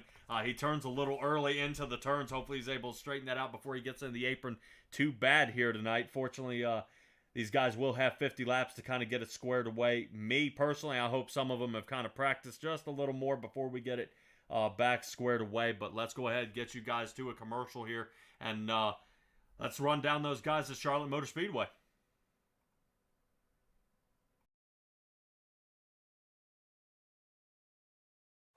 Hi, my name is Olivia Olson. I am an industrial engineering senior and club volleyball member here at Penn State. And I'm Alex Ryan, a computer science senior and another club volleyball member. And we're excited to announce that we're planning to dance in Thon 2023. Thon is a 46-hour, no sitting, no sleeping dance marathon aimed towards raising funds to support those affected by childhood cancer. It is the largest student-run philanthropy in the entire world. We'll be dancing in honor of one of our best friends, Jesse King. Jesse is also a part of club volleyball, but a lot of us would consider him family. Immediately, freshman year, Alex and I clicked with Jesse and all the other new members of club volleyball. We went to the dining hall together for a lot of our meals, spent weekends together, and ended up going on vacations together. It really does feel like family to us. Going into junior year, Jesse was supposed to live with myself and a few of our other friends, but he was diagnosed with non-Hodgkin's lymphoma in March of 2021. He's been through chemotherapy, it's been a year since he's finished radiation, and we can officially say that he has no active cancer. Currently, he is undergoing physical and cognitive therapies. Thanks to Thon and Four Diamonds, the King family and many other families have yet to see a bill related to medical expenses, hotels, parking, gas fees, and all other related travel expenses. It just goes to show that every dollar raised truly does go a distance. It allows families to focus on the recovery of their child as opposed to financial stress. Because of this, we've got to spend a lot more time with Jesse and his family, who are the nicest people in the world. They throw awesome tailgates, and every time we see them, a little bit more of the Jesse that we know and love peeks through. Until then, we are fully committed to the mission of Thon and Four Diamonds by raising funds to support the Kings and all the other families affected by childhood cancer. With Thon less than 100 days away, we're asking that you consider donating. Regardless of the amount, it will make an immense impact. To donate to our donor drive, please scan the QR code or click the included link. If donating isn't in your cards today, please share this video with those around you. Help us get our fundraising past the finish line. This is a race that families can't afford to lose.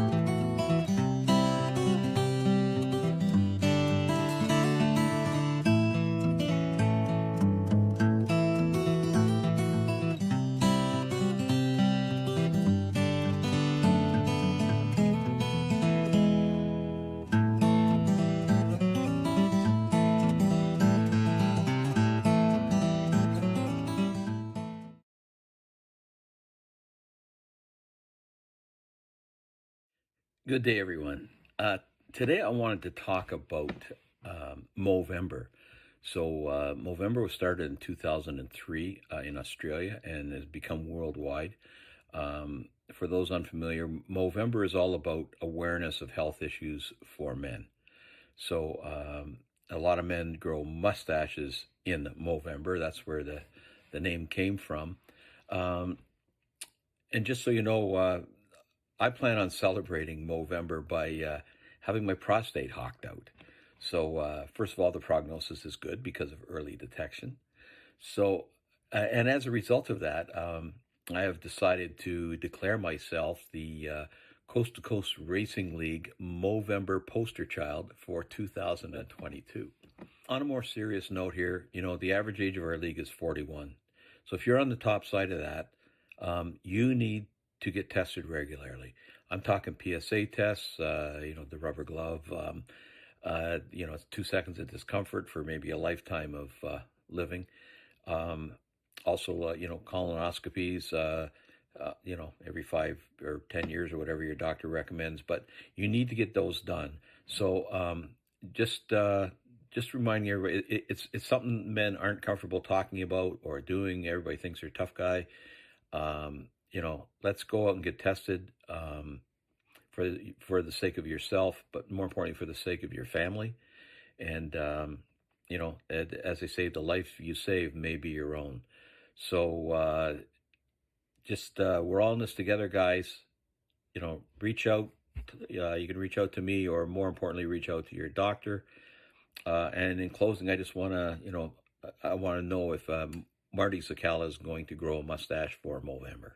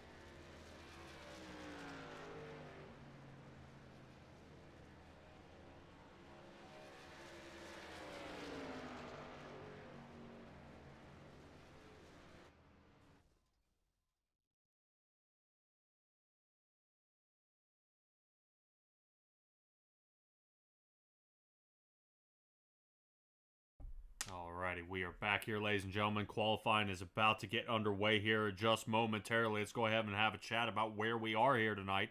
Charlotte Motor Speedway, that being definitely one of my favorite tracks out there. Let's see what we're looking at. 118 degrees out onto the track. 50 laps we're looking at tonight. 2 faster pairs on limited tires. Just a hair under 90 degrees out there on the track for that air temperature. So it's going to be should be plenty tacky for these guys to stay stuck to the track. I think what a lot of guys are going to do is dive into that turn a lot earlier than they expect. And that is not going to play well for that tunnel turn. That tunnel turn actually being the exit of 4. You're going to see these guys actually slide up and probably tag the wall here tonight. Bob Light is actually one of our faster drivers out there on the track. Hopefully we'll see if he's got anything for us out there with some speed at this point. Let's see if we can get anybody out there who's got some solid qualifying time here.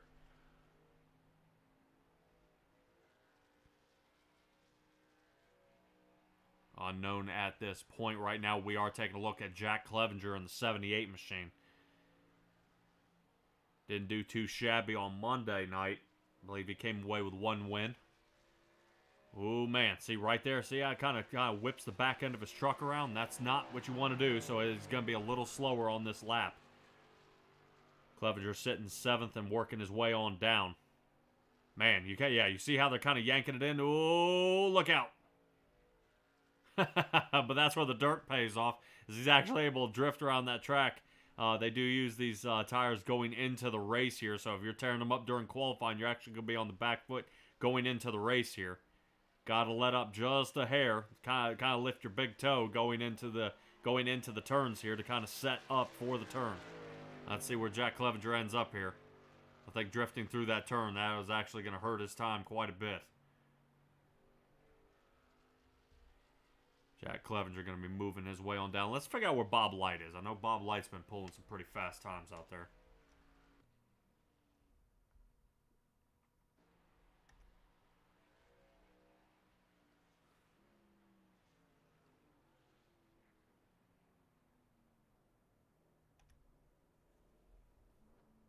Yeah, Bob Light not too fast this round. Actually, 5th position. Aiden Young on a tear. Matthew Robinson, he's been showing up past few races nowadays. Not doing too shabby out there as we see him. Looking pretty good out there in the 15 Dead on Tools machine.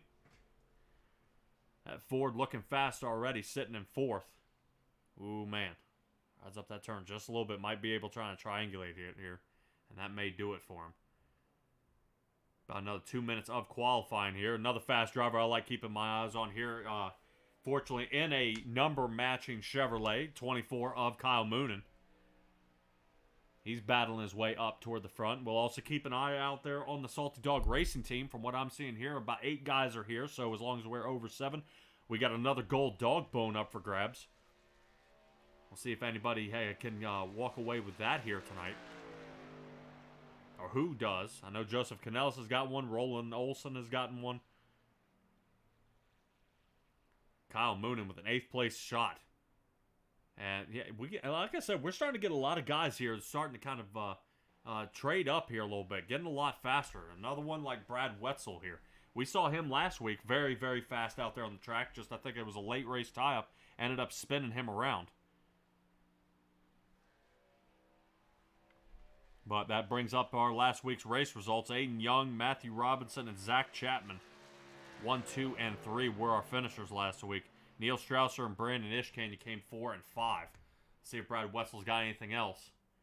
Nope, a little slower that run. His best was a 30.98, and his last lap was a 31.03. I believe there's nobody else out there on the track at this point, but we do have a lot of guys who have a lot of penalties to serve. Dale White, Jeff Floro, Jack Hitt, Dean Meitzler, Stephen Goldner, Preston Kramer, Stephen Bixler, Roland Olson, Dwayne Simons, Bill Calder, and Christopher Schaefer.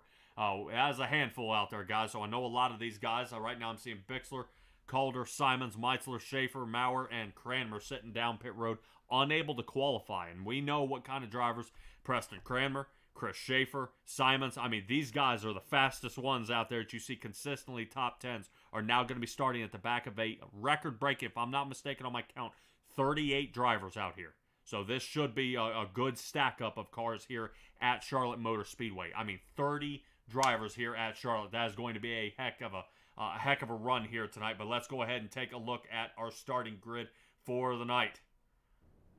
Aiden Young starting us out here so far. Man, this is going to be awesome right now. Aiden Young, Brandon Dittmer starting in the front row. Brian Dickens and Brad Wetzel starting in the second row.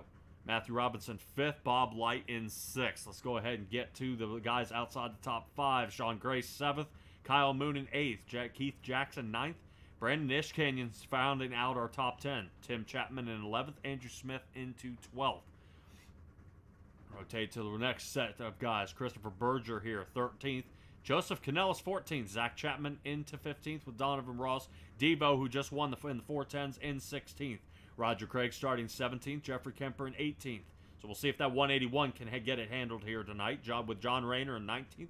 And Neil Strausser into 20th. I like keeping an eye on that 68 Miller Lite truck. Looking pretty slick out there. Jack Clevenger starting 21st with Jackson Lomax in the 22nd position.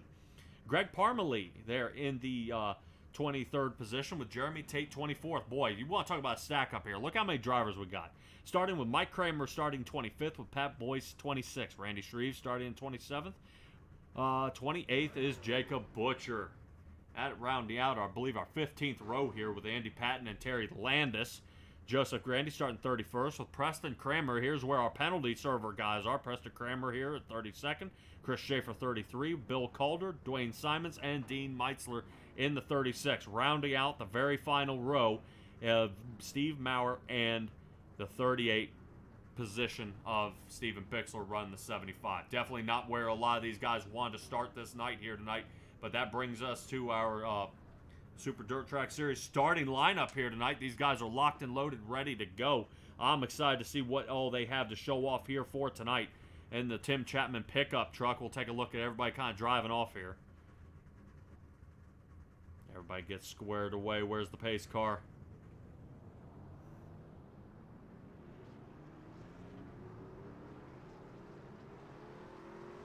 Just gives a good look at everybody's paint jobs out here. Not too shabby. There's Zach in the 72.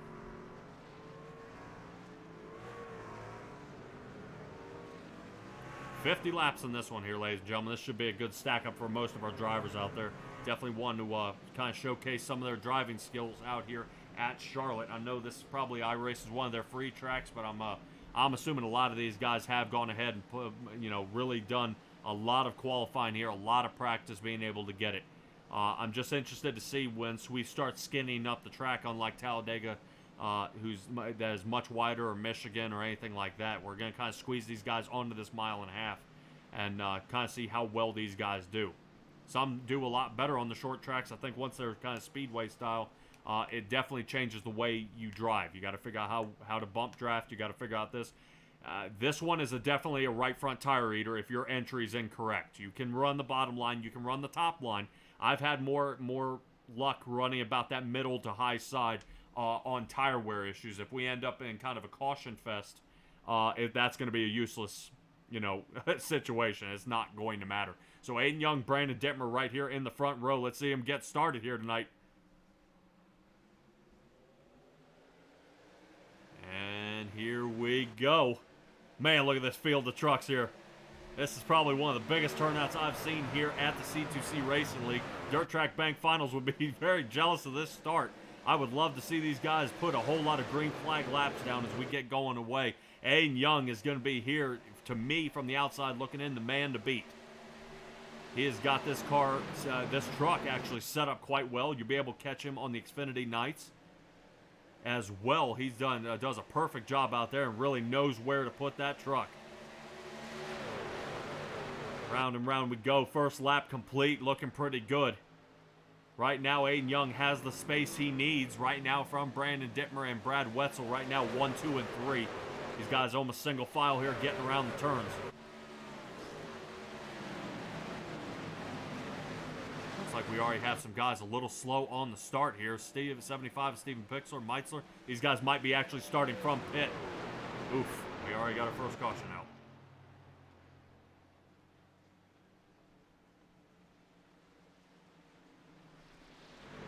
showing me that Steve Maurer might have crashed, number 75. So let's go ahead and take a peek at it here.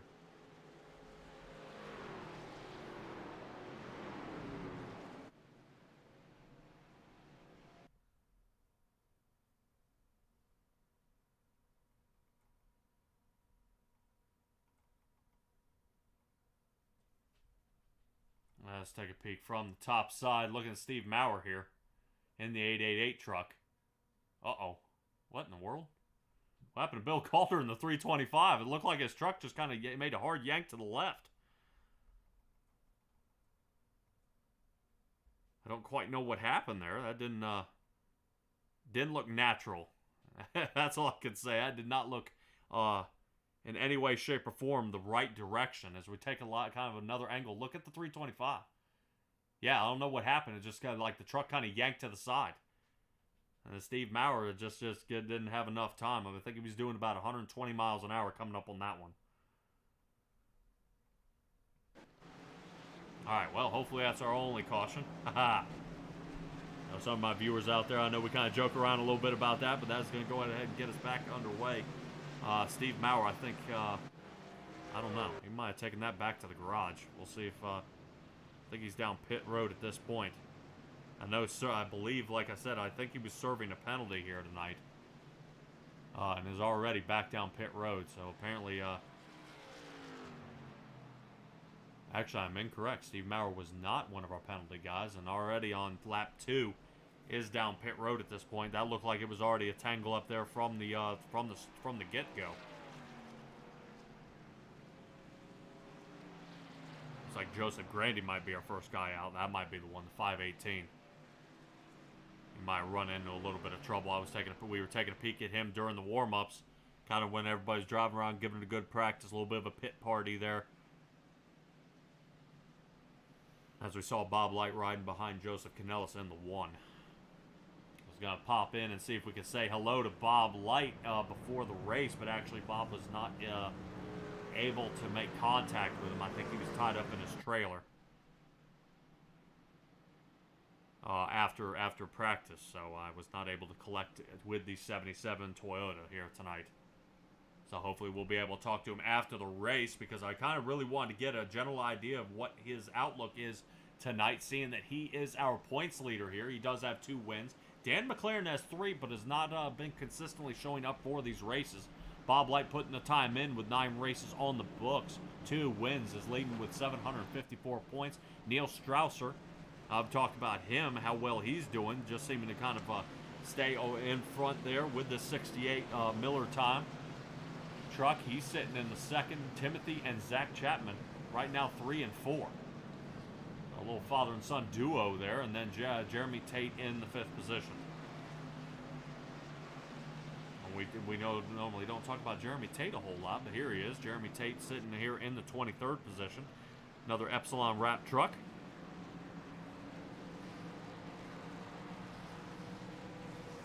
I really like the way it's going. Preston Cranmer already, after serving the penalty, he's fought his way up about 5 positions in his Chevrolet here so far, getting toward the front.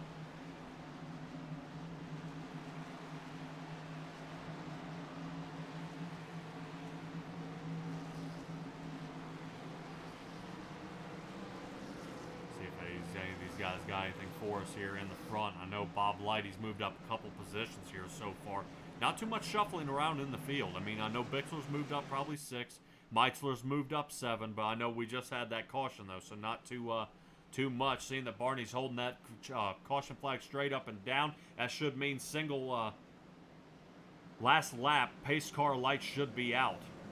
And then these guys are going to double file again. That is a crazy duo right there. Actually taking a look here at Bob Light and Kyle Moon, and boy, you want to talk about 2 great drivers side by side. That should be an awesome run. But it looks like the 24 is going to line up on the inside of Brian Dickens. Man, I'd like to see the 24 and the 77 get linked up. That would be really a heck of a race there.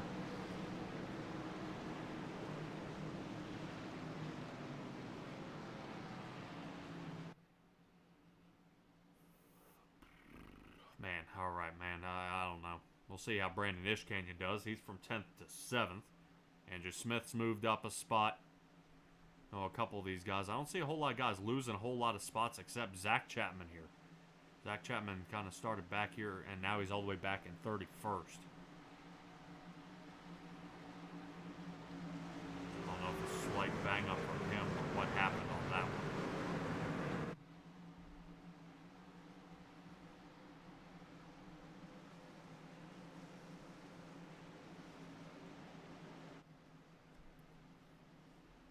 All right, let's get that Ford Mustang off the road. Get him off the racing surface here. Let's get us under green. I want to see Aiden Young and Brandon Dittmer take this one away. Here it comes. Barney in the booth. There they go.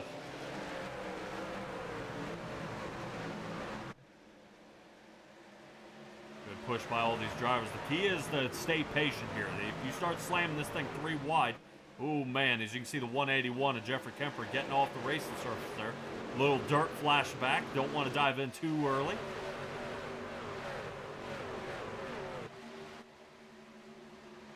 Yeah, good moves here. Good camera angles I got here for Charlotte. Definitely some different angles of what we can see out here on the track. I'm hoping these guys, like I said, can keep this thing green for a good while. Taking actually a look at Christopher Berger here, hanging out in the 13th position. Hopefully he's able to kind of floss this one around. Looks like Brandon Dittmer only about a 10th off the back bumper here of Aiden Young. And it seems we are single file through the first 5. Brian Dickens seeing if he can work on the inside. I believe the 19 of Brandon Ishcanyon here. I am incorrect. Matthew Robinson to the 15. And Matthew Robinson's actually been doing pretty well these past couple of races that we've seen him in. Hopefully we'll see how Matthew Robinson can plan out tonight. The battle for the lead. Aiden Young might be giving this one away, but Aiden Young kind of taking the line I prefer. Really hanging there toward the top, and now he's going to get that turn exit, and Brandon Dittmer just can't keep up with that. He's going to be able to slide right on around. Aiden Young will allow him to fight toward the inside. But at the 83, we're going to see how well he can hold this line as Aiden Young is going to come up on the tunnel turn where everybody gets loose. Wow, good job there by Brandon Dittmer. Exactly what you want. We got a car sliding here in the back. I believe Brian Dickens is loose and into the wall. No caution here so far. I don't think that kind of came, didn't look like any contact there, but that 122's damaged a good bit. Back up to the battle for the lead. Brandon Dittmer and Aiden Young still going at it here, diving in at turn 3. Dittmer, Young, Wetzel right now, and it looks like Young's going to go ahead and duck on off and let him go ahead and lead a couple here. As I say that, Aiden Young gets the draft, slides underneath of him, and is now battling once again, back for the lead. Aiden Young trying to collect it back, but man, definitely a good entry there. You see how Brandon Dittmer there toward the top line waits for a late turn entry, which is actually allowing the turn to turn him into the turn, if that makes sense. I don't know how many times I can say turn in one sentence. But if you can hang toward the top, actually the banking of the turn will actually lean the truck. That's when you start turning the wheel. And he actually used that perfectly, as you see Brandon Dittmer here actually holding on to the lead, staying out in front of really Aiden Young, who since has started asphalt here, I believe has walked away with about 3 wins here so far. Definitely good driving by him here so far. Staying toward the front, it looks like everything's going to calm down, and I'm wondering if Aiden Young is going to use the draft here, follow behind him, or kind of keep it slowed down just a little bit and kind of just follow in behind him. Yeah, you see Aiden Young use that draft. Toward the top he goes, 69 rotating on his way through, trying to use the same line as the Wonder Bread truck here. And Aiden Young staying toward the front. Good battles by both these drivers here so far.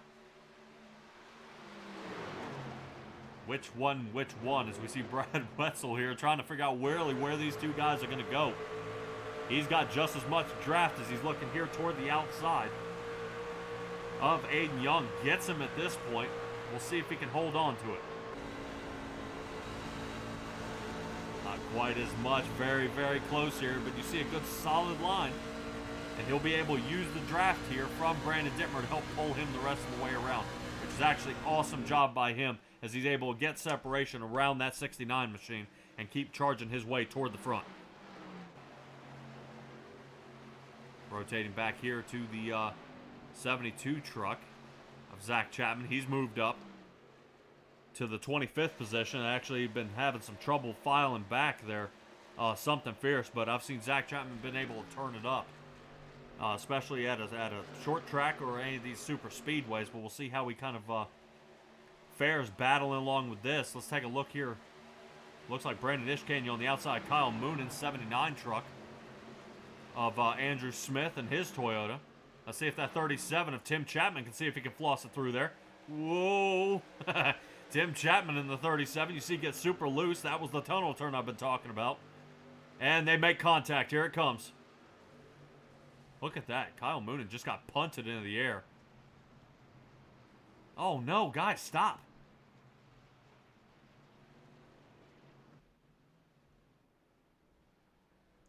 Wow. All right, that's going to bring our second caution of the night.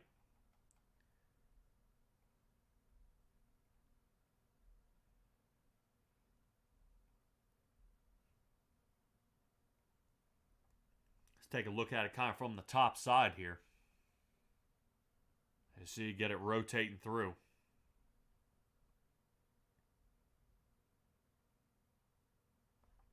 I think what gets me the most is kind of after this wreck is done here, right? Here, it kind of continues. And I don't quite see what's going on here, because it kind of collects about 3 more trucks in the process.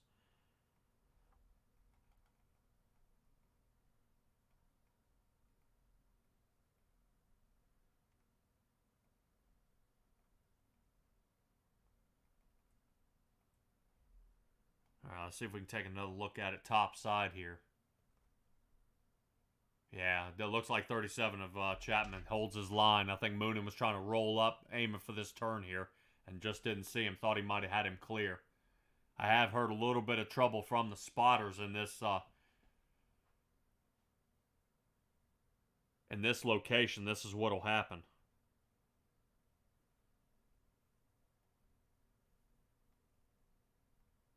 Joseph Canellis gets a shot of it.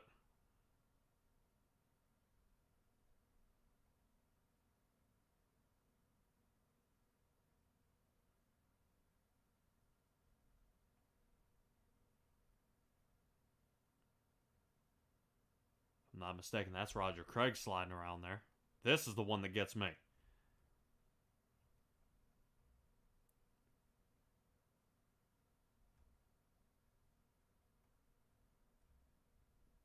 Huh. Yeah, I think that's actually Jeremy Tate. Yeah, I think Jeremy Tate and the, looks like the 85 truck of Jacob Butcher here. These guys kind of take each other out. Bob Light. Oh, man. I think Bob Light might have been another one who got collected. Yep, he got hammered right there in the front. Let's roll that back and take another shot at Bob Light. Wonder if he got tangled up in this.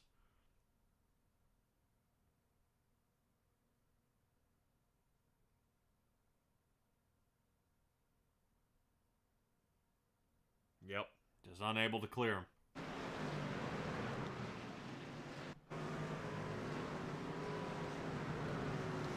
Definitely not what you want to see. I'm sure Bob Light is happy they got a few fast repairs here. That way he can kind of get this thing straightened back out.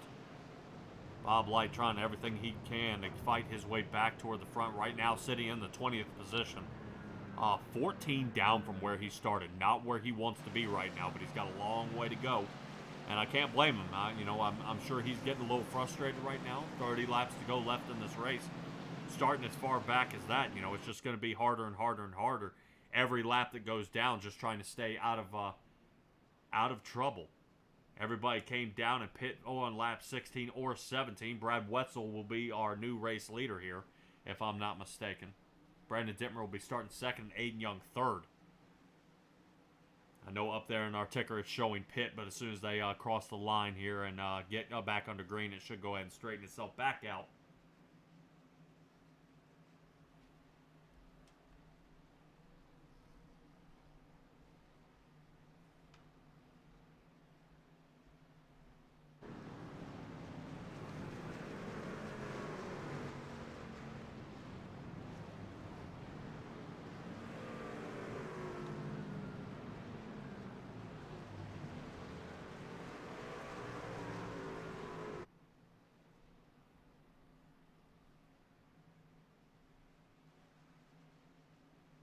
Yeah, it's interesting to see. Actually, it looks like Aiden Young might actually have his work cut out for him here tonight.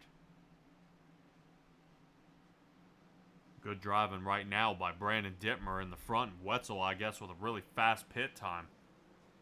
Yeah, his pit time was actually 14.5 seconds. Dittmer was sitting about 15:27, and Aiden Young at a 14:93. So Wetzel, man, he has been practicing that pit stop because he knows exactly where he needed to be and how to get there. Check and see if the 63 gets waved around, and he does. Starting on our front row will be Wetzel and Dittmer.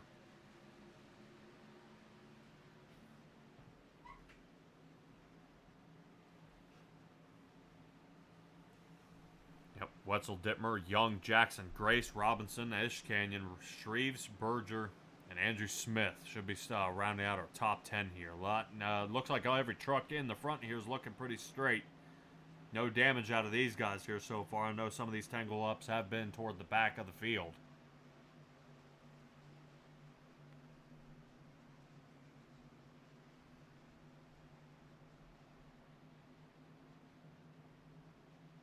I'm not showing a speed out of Brian Dickens. I think he may have taken that one back to the garage. The 122 might be out of the race in that Ford machine. Hopefully we'll see next week, especially 34 positions down. Not the way you want to finish this race, but it happens. There ain't nothing you can do about it. All right, Barney, do your worst. There we go. All right, back under green here, ladies and gentlemen. Kind of my favorite color, especially here in this league. Green, green, green flag we have. Matthew Robinson sitting in the 6th position, seeing if he can battle his way back toward the front. Right now, unusual for him being outside this top 5 here. He does have a lot of fast drivers in front of him. Sean Grace.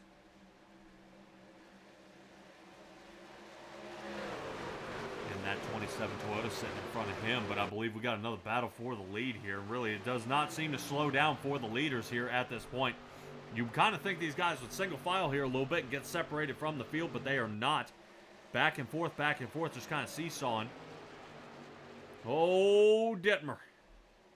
Fresh set of tires there. You're seeing what's starting to happen. They haven't tacked up quite yet here, guys. As they send it in through the turn. Wetzel has fallen back to the 4th position. Definitely, it looks like, oh man, the way it's running, it almost like he's got a lug nut loose. Got to hold on to that 43 truck. That Chevrolet is all out of sorts, and once again, Aiden Young and Brandon Dittmer back in the battle again. Brad Wetzel should have those tires seated in pretty well now, so he's going to use this area for it to hit that aerodynamic bubble. Start reeling in the top 3 as you see Keith Jackson blink out a little bit, but gets collected back up. Back on track he is as the battle for the lead continues.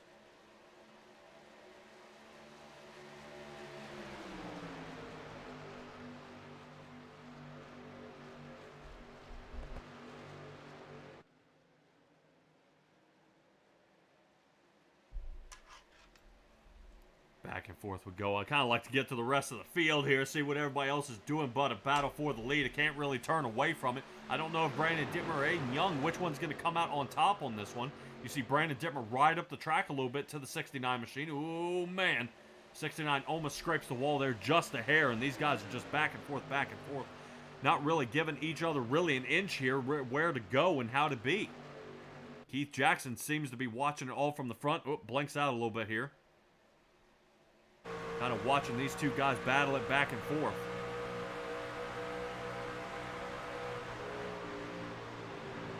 So taking a look here at Keith Jackson riding on board with him.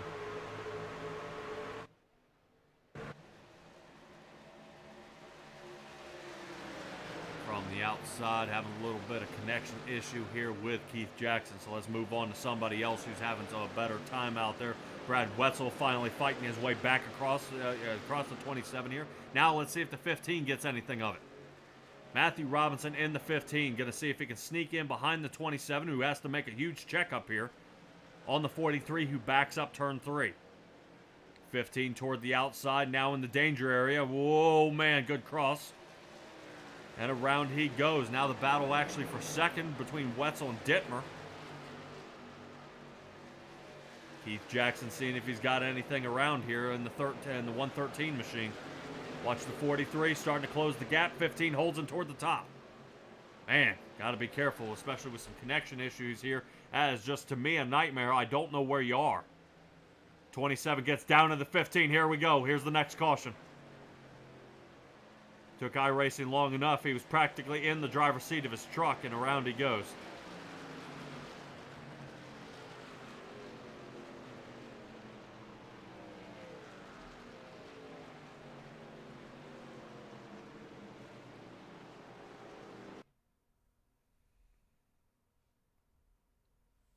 Caution replay here. Yeah, interesting. I mean,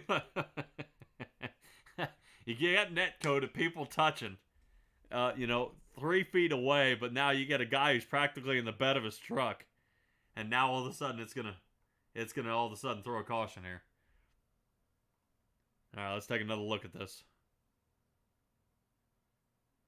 Yeah, I don't know. It looked like the 15 came up, 27 came down just a little bit, and these two guys connected.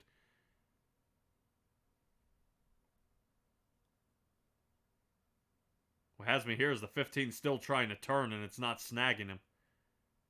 27 still coming down, and that just hooks the 15 here. Wow. Kind of a dumb move here. I actually want to move back here to lap 22. It says something Mr. Parmalee had a problem. I don't know if anything happened to him. I believe Parmalee may have had an issue out here. Uh-oh. Back down pit road he went.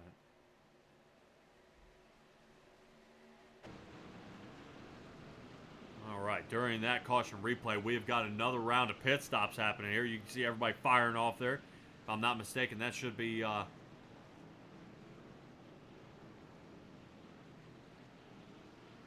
should have been Chris Schaefer getting the beat off that line there.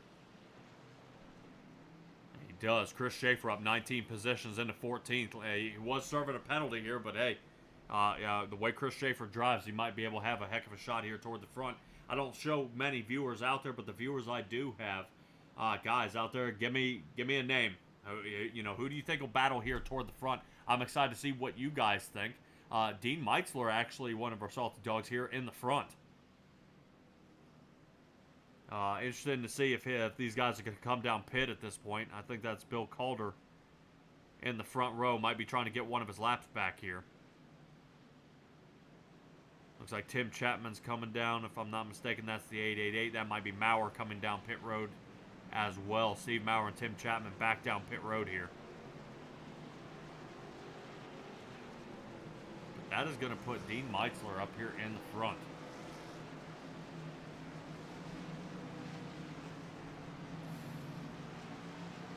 Pace car lights are still on.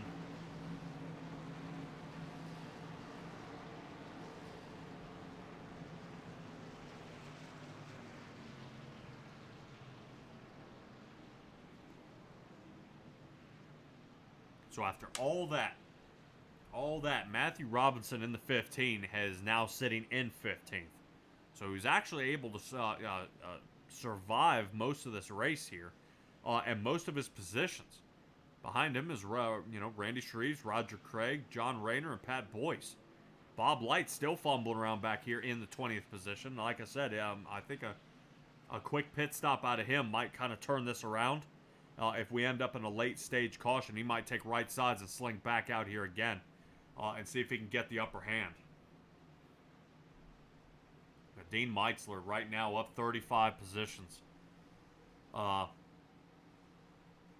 Interested to see if he thinks about pitting. He did not pit. He last pit on 16. Might be thinking he can stretch the fuel here to the end.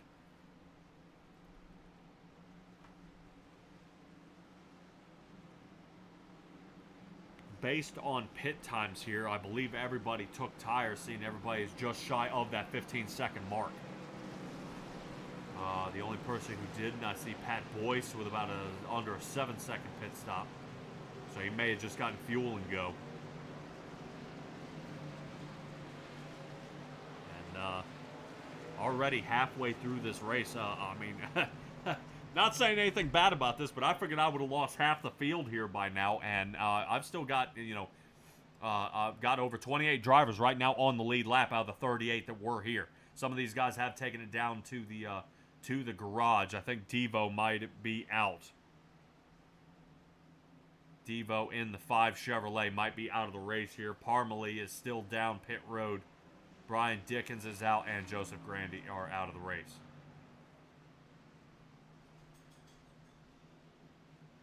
So this should be an interesting run here in the front. Dean Meitzler right now in the front row. Seeming to save, seeing if he can save this race here. 35 positions up from where he started. Aiden Young starting second, Brandon Dittmer third, Grace fourth, and Brad Wetzel into the 5th position. Hopefully Dean Meitzler's got something for us here. Like a solid green flag run for these drivers here, at least in the top 5, or kind of hoping for that. Especially if you are somewhere in that 13th to 20th area, a solid green would do well for them. I'm expecting to see Dwayne Simons here, see if he can get anything for us, seeing that he's back in that 20th position, and away we go. Dean Meitzler, like I said, last pit on 16, so he's not going to have fresh tires here. We're going to see if this kind of causes him any bit of an issue going into turn 1. Not yet. Aiden Young taking a peek there on the outside. Definitely has the turn. The 49 is going to be battling a little bit of a heat cycle in those tires.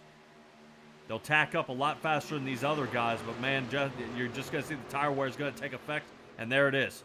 Aiden Young zips on around him here, and Meitzler is going to kind of be, the meat in the sandwich here. 83 on the bottom, 27 up high. Sean Grace and Dittmer trying to make it around. Oh, hold it. 49 nudges the 27. Oh, man. If I'm in that 43 of Brad Wetzel, this is not what I want to see coming down the backstretch. Definitely a push down as these guys get around here. The number 2 car of Christopher Berger here, and there it is. 49 gets loose, getting into 3, puts the 27 into the wall, and we got him stacking up here. Here we go. Oh, man. Back under caution we go. I think that was Randy Shreves that slid down into pit road here. I think some of them are going to be kind of asking for a black flag to kind of be waved on this one, because some of these tie-ups here, that is not any of their fault. When you got nowhere to go and you're out of control sliding down, that is not looking good. See if I can find this good camera angle. What is going on here in the middle of this wreck here? All right, we see toward the top what's happening. 47's getting loose. The 27, you see Neil Strausser trying to get out of there. 181 at Kemper. Man, Randy Shreves. Boom. This is Jackson Lomax we're seeing hitting the wall here. 27's getting drugged down. You see Randy Shreves doing everything he can to stop. 70, Mike Cranmer's going around.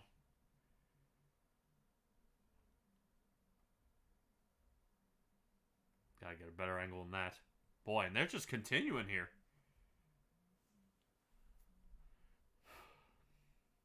Still wrecking in the back.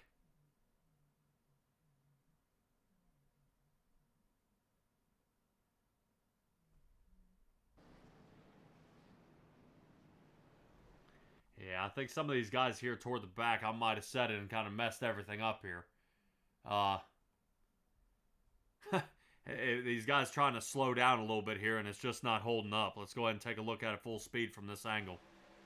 Kind of Mike Cranmer area, and kind of see why the rest of the field gets caught up in this.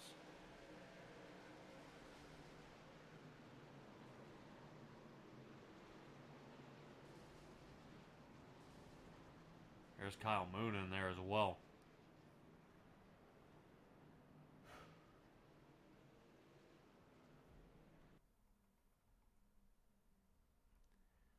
Yeah, I think that was about 15 cars that got tangled up in this one here, guys. A lot of guys down pit road at this point, especially Kyle Moonen. He is his car may be broken here for the night. He's just too many pile-ups here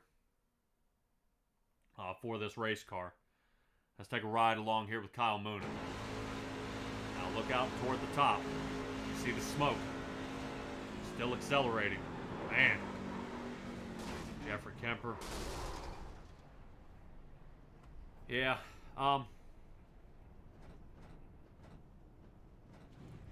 Yeah, I know a couple things that they try to do out there is kind of, people like, they start saying check, check, check, and everybody kind of slows up a little bit. That way everybody has a chance to try to stop. I don't know, some of these guys kind of weren't on the brake, but happens here. We'll get a countdown here of the carnage. As I said, we had about 28 guys on the lead lap. I think we're down to 22 after that one. We'll see how many end up taking it down to the garage. I think Keith Jackson might be out. That might have done it for him. So that may be our next guy into the garage area.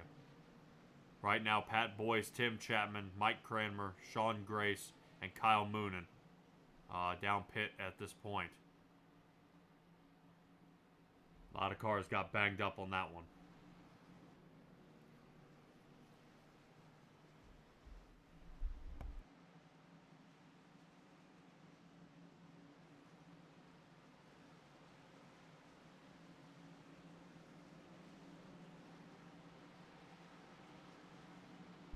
Nice good little shout out here actually for Steven Bixler in the 75. He seemed to avoid most of the accidents here tonight. He's up 20 positions right now into the 18th spot.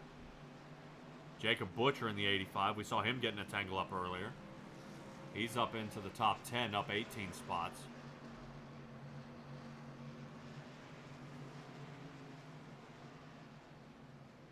Yeah, look at Roger Craig. There he is.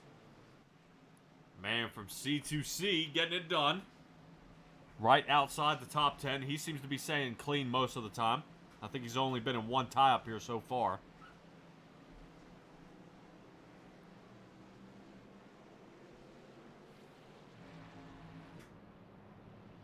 Alright, pace car lights are out. These guys should be going ahead and getting squared away here. Hopefully getting lined back up. You see them double filing now, just getting their spotter where they needed to be.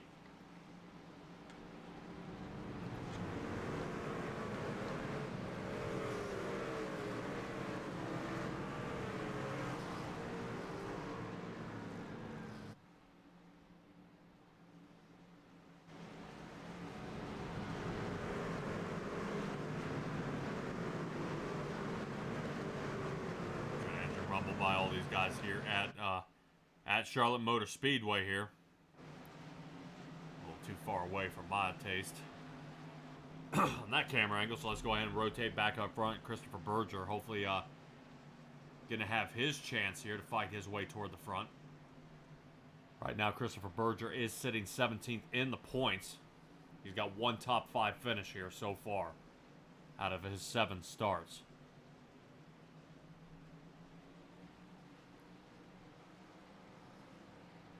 Like to see some of these other drivers get another chance. Brandon Ishkanyan, they're up 6 positions from his last race finish there, sitting in the 11th, so let's go ahead and get her done. We get started for another restart here with 12 to go.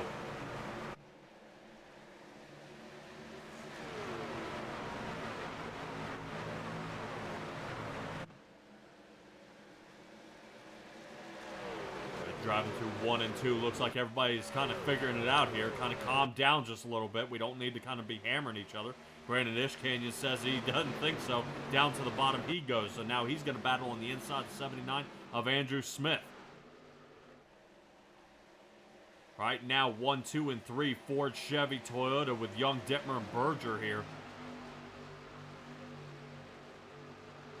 Seeming to get away, Aiden Young and Dittmer. Remember what I was saying about these guys just single filing? Now you see the separation. About a half a second or more now separating off the front nose of Berger, and these two can pull away and then battle it out. As soon as they get side by side, watch 3 kind of reel them in here. They're not really helping each other. They're just going to be kind of pushing each other around. You see Berger now catching up. So watch out for these two, what happens here. Ishkanyan kind of sliding around the outside here. See if he's got anything for us, but who's the man coming from the back here? Chris Schaefer up into the 7th position, but not for long as we're back under caution. I believe this number 70 truck is around again. Mike Cranmer might have been it on this one. I may be wrong. Let's see if we can find this yellow flag incident here.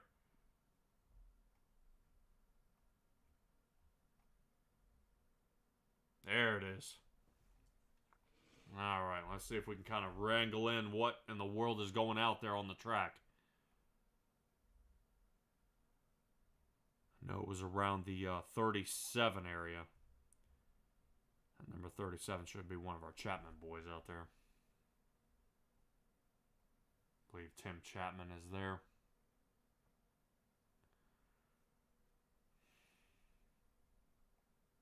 Boys are giving me a workout here tonight.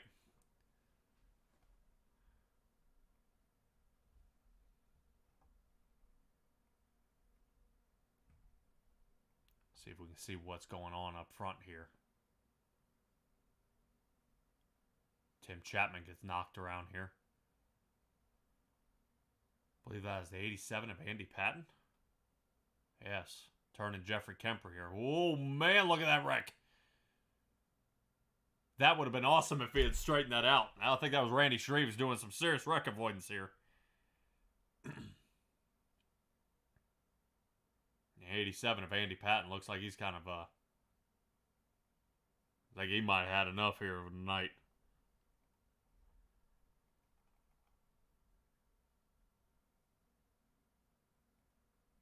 Let's take another look at it.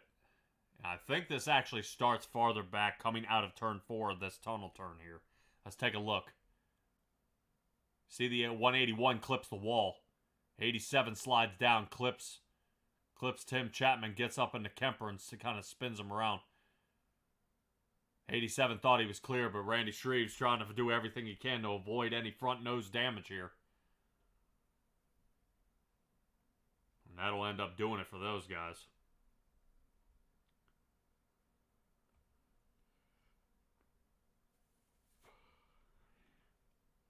Yeah, these guys definitely had a run going here. I know. I think we're starting to play bumper cars at this point. Hopefully, they'll kind of be able to square it away here.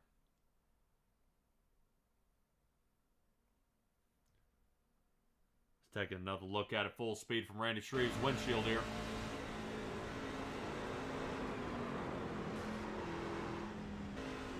Yeah, it didn't look too bad out of his angle here.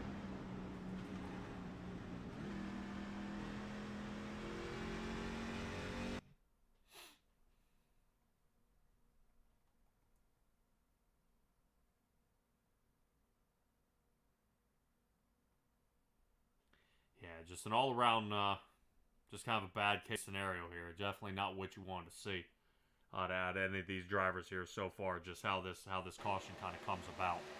I mean, not even a little bit. Just let a bump kind of fight through and then try to see if they can get around here. Hate to see it, but hopefully some of these guys will be able to give it another go here.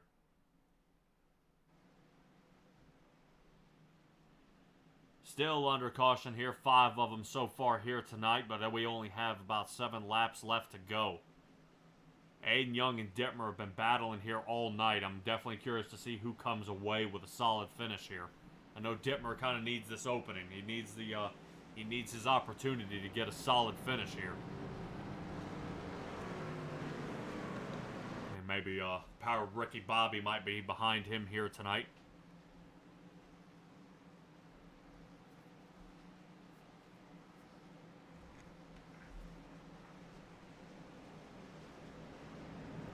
Like I said, Aiden Young, winner of last week.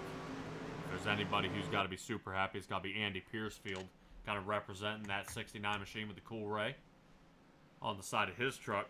Got to be real happy seeing that thing come into his victory lane every single week.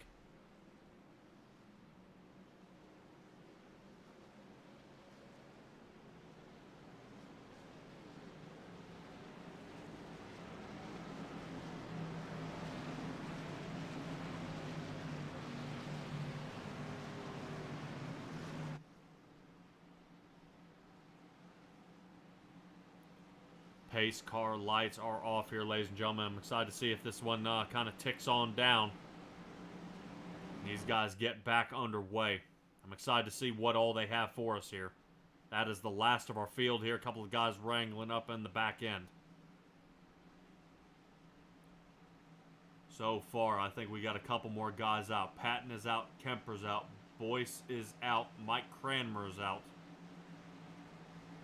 Keith Jackson, Donovan Ross, Greg Parmalee, Brian Dickens, and Joseph Brandy. Kyle Moon is down pit at this point, but I believe back to the garage he went. So the 24 Chevrolet is out of the race. So right now, everybody 29th to 38th is out. 9 cars down into the garage. And 22 position up is on the lead lap. Last person on the lead lap is Jeremy Tate. Randy Shreves is the first one for a lucky dog position.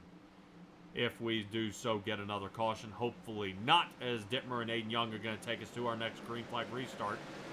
The 69 machine taking off. Last pit stop these guys have was on 28. So they definitely have enough fuel and tire to make it here to the end. As we dive into turn 1, Berger and Andrew Smith here going to duke it out here for that third final podium position of third. But once again, back under caution. You see everybody, interesting enough, when everybody dives under caution, you see everybody fire toward the inside. And I would not want to be making quick moves here. But I believe our last guy on the lead lap, Jeremy Tate, may have, boy, that thing looks bent up. Wonder what happened there. Alright, let's go ahead and go on back and figure out what happened to Jeremy Tate here.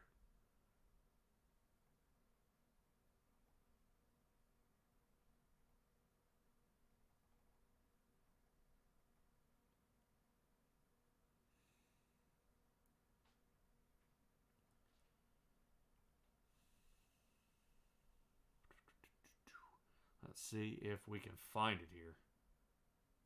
I think it starts from kind of this angle here. Let's take a peek. I think Bill Calder gets in the wall right here. And I think it kind of creeps, it kind of wigs everyone out here. Calder gets into the wall, 325, and then comes down and catches him. 63 is around. Calder then catches Terry Landis in the 61 and just starts to pile up. Look at Randy Shreves. Come on, Randy, get out of there. 56 is around. Man, he's trying to hold it together.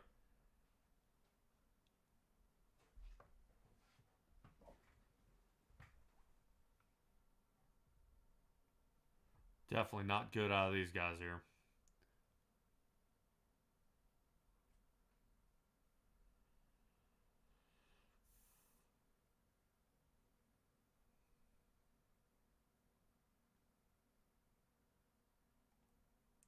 I figure if you're Jeremy Tate, you gotta be getting a little frustrated by this point, because that is that's just kind of an ugly wreck here. Let's take another look at it from the top side.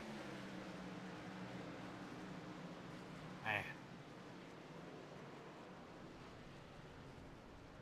Yeah, and Steve Maurer, who's just trying his best to stay up front and out of trouble.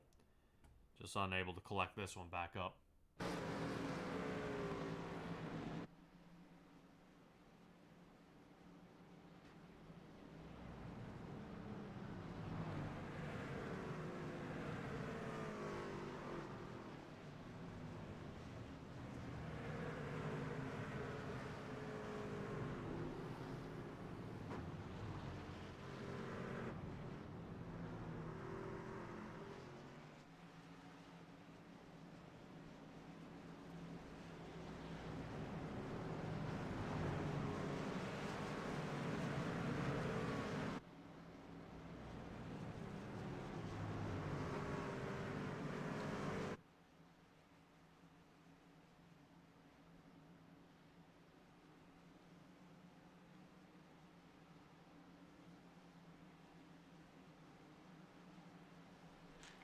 So far, it's looking like the pace car lights are still on. They're going to go ahead and give it another caution lap here.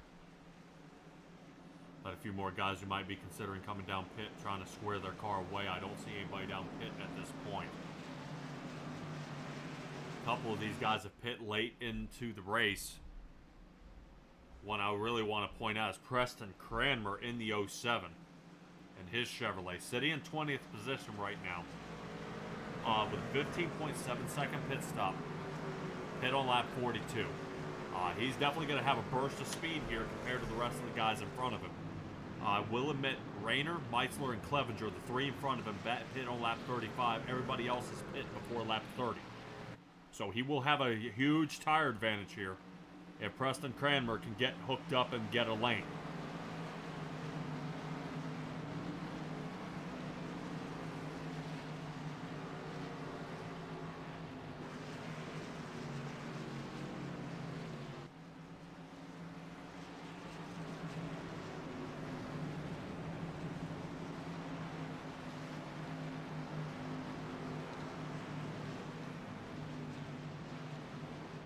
All of our drivers out here so far, if I am not mistaken, I believe right now, Gold Dogbone should be in the hands of Roger Craig himself at this point. If the race stays where it is, next is Joseph Canellis, will be starting kind of catty corner from him on this restart. Joseph Canellis starting in the 15th position, Dean Meitzler behind him, John Rayner behind him. Steve Bixler back there. Bill Calder back there. Yeah, a couple of these other guys got a few spots to make up if they want to get in front of him. But Neil Strausser up 11 positions into 9th. Chris Schaefer up 26. Only a couple more spots before he breaks into the top 5. So I definitely have my money on a good finish from Chris Schaefer here in the 23 Chevrolet. I would love to see him get his way up toward the front. Aiden Young and Brandon Dittmer really still in the same positions that they started this race 1 and 2. Right now, if I was in their positions, I'd be happy as a clam right now. Because right now, these guys have been putting on a great show, you know, battling back and forth, really clean racing out of the front. Normally, you see guys get frustrated and they start trading paint. And that's not what you want to do, is start bumping and banging each other all the way to the line. But definitely I'd see when it's getting about 3 to go, which it is, these guys are definitely going to take the gloves off here and really start pushing their luck as we get for hopefully our final restart here. As we get underway, Aiden Young's going to take us to the line here. Crosses the line first. There we go. Had to be careful there. Don't want Brandon Dittmer starting to cross the line or changing his race line before the line. Otherwise, iRacing will even black flag him there as he stays on his outside lane. But now he's playing catch-up. Only a 1/10 of a second behind him. Matthew Robinson, one of the faster guys out here the past few weeks. You see him starting to push that 43 of Brad Wetzel. I think these two came in just about the same time here. 15 toward the outside of the 43. Final lap. White flag is out. 15 trying to see if he's got anything for it, if he can squeeze a top 5 finish here. But Aiden Young looks like he might come away with another race win here as he has got the separation from the 83 of Brandon Dittmer. Right now, the battle to me is right now where Wetzel and Robinson are. Brandon Ishkanya dialed behind them, so it looks like he may come in a solid 7th. But the 15 has got it. 15 is centered around the turn. Does he have it during the piece? Dittmer, what in the world just happened here? Young, Andrew Smith, and Berger, 1, 2, and 3. Robinson actually slides up into 4.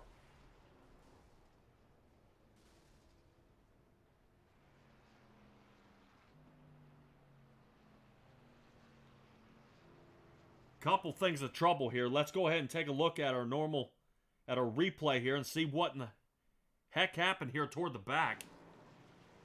There was a tumble up here.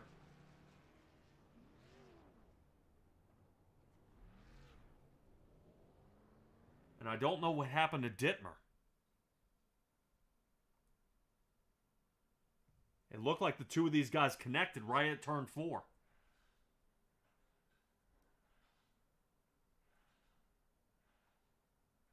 Let's try full speed. Let's see what happened. Oh, Dittmer doesn't let off. Yeah, he was trying to full send it in there and got caught. Dittmer never let off the gas. And yeah, and that damage to the right front of his truck, that ended it. Taking Dittmer out of a 2nd place finish back into 5th. Still a top 5, but man, it just collects the rest of the field here. Zach Chapman was able to squeeze through, but boy.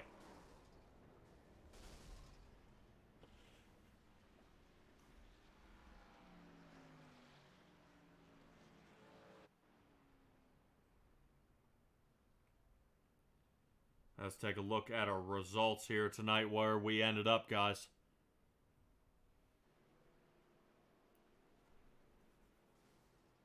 Young, Smith, and Berger. Not, I thought I was fairly certain I was going to talk to Dittmer, but that's kind of one of those things. You start sending it in there too hard, and this is what collects up. So hopefully, if Berger's actually tuned in to the broadcast here, hopefully he is able to show up here pretty soon. I do not see him locked and loaded. There he is. There he is. All right, let's go ahead and take a look at our final stack of guys here in the back.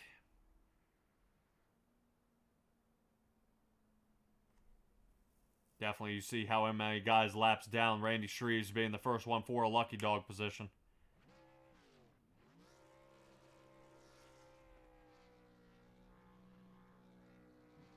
Yeah, Aiden Young definitely earned this win here.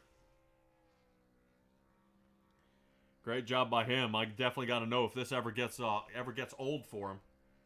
With his amount of as many times as these guys, kind of get wrecked up and smashed to pieces here, whether he gets worked up about it.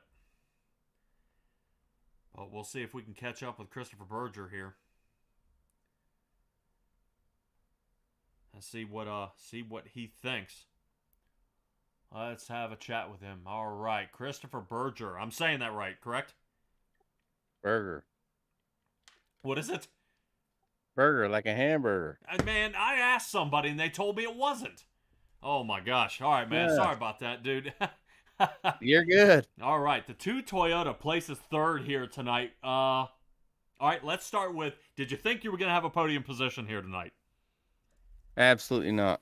All right, yeah, it looked like Brandon Dittmer sent it a little too hard into turn 4, opening up the door for you. I'm sure that is exactly what you want to see right there toward the end to slide by. You and Andrew Smith did the exact same thing. We're able to floss it through there, man. But talk to me about the track here a little bit tonight. What was your biggest concerns? It was good. We had a lot of good racing tonight. I've been racing this league for a while, and that was the first time we actually did a lot of green flag racing. It was fun. All right, I was gonna say I would have preferred a little more green flag racing to see you guys kind of really getting door to door there. I think the checkup every once in a while, kind of mashing everybody back together, was definitely tough. Was pit strategy any factor tonight? No, it wasn't for me.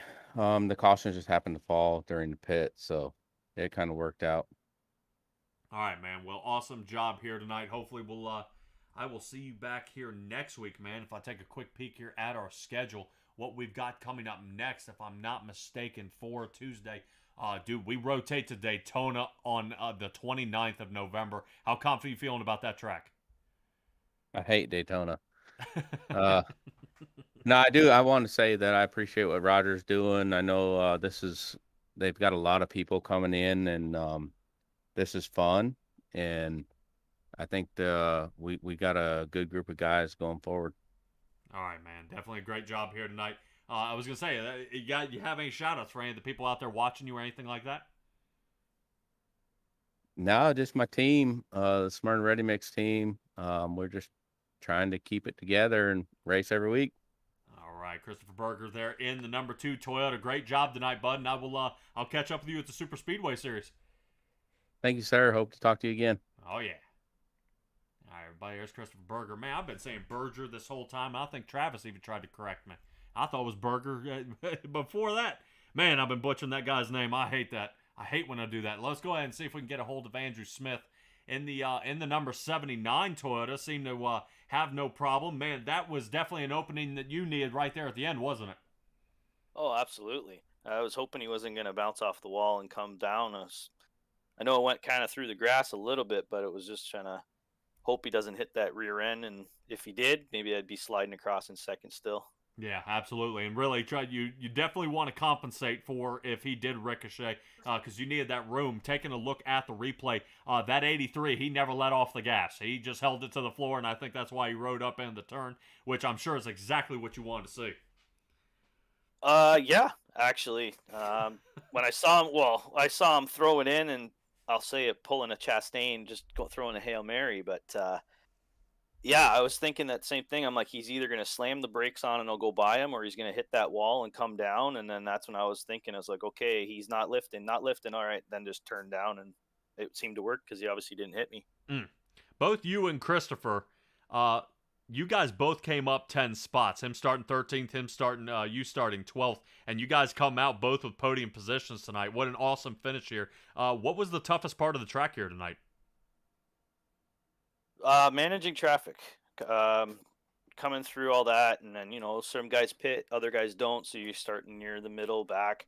But for myself, for whatever reason, turn 4, it's if you could hit 3 and it comes through nice, it was perfect. But for whatever reason, if you just missed it by like half a tire, it wanted to shoot up and you'd lose a lot of momentum really quick. And when this many cars or this many trucks coming out and this many good drivers, it could hurt really bad. So that was probably the hardest thing.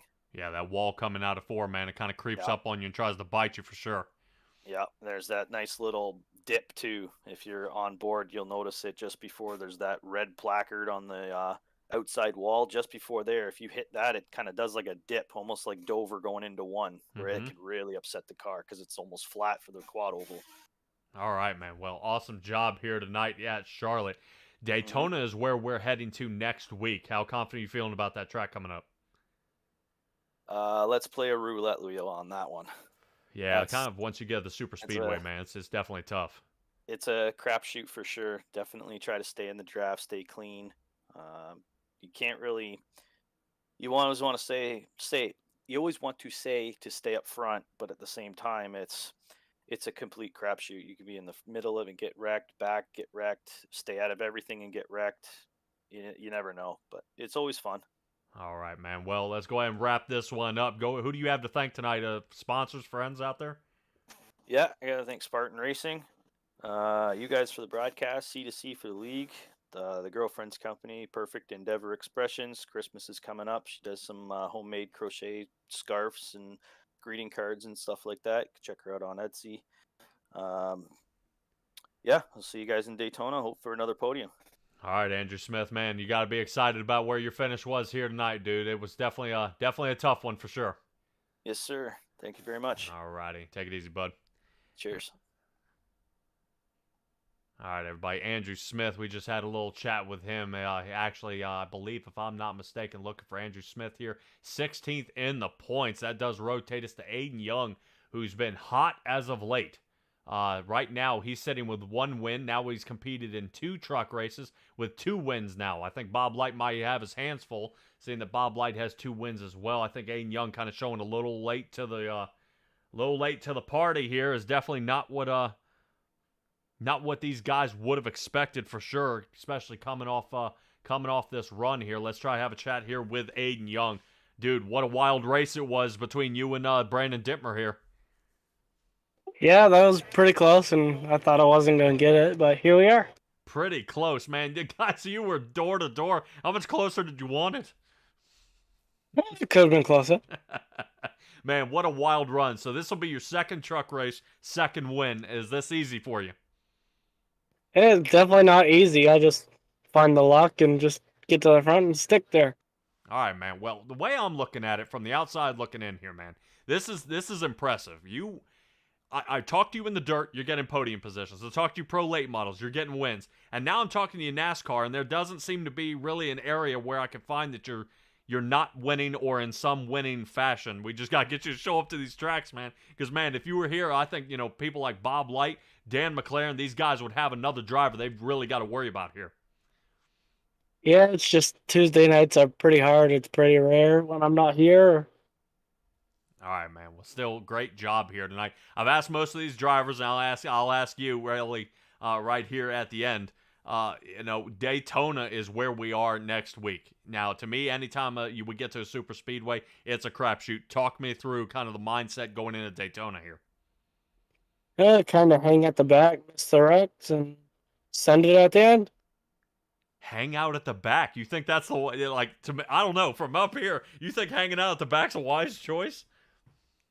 Oh, I've done that strategy for years, and it's either come up with a win or the top 3.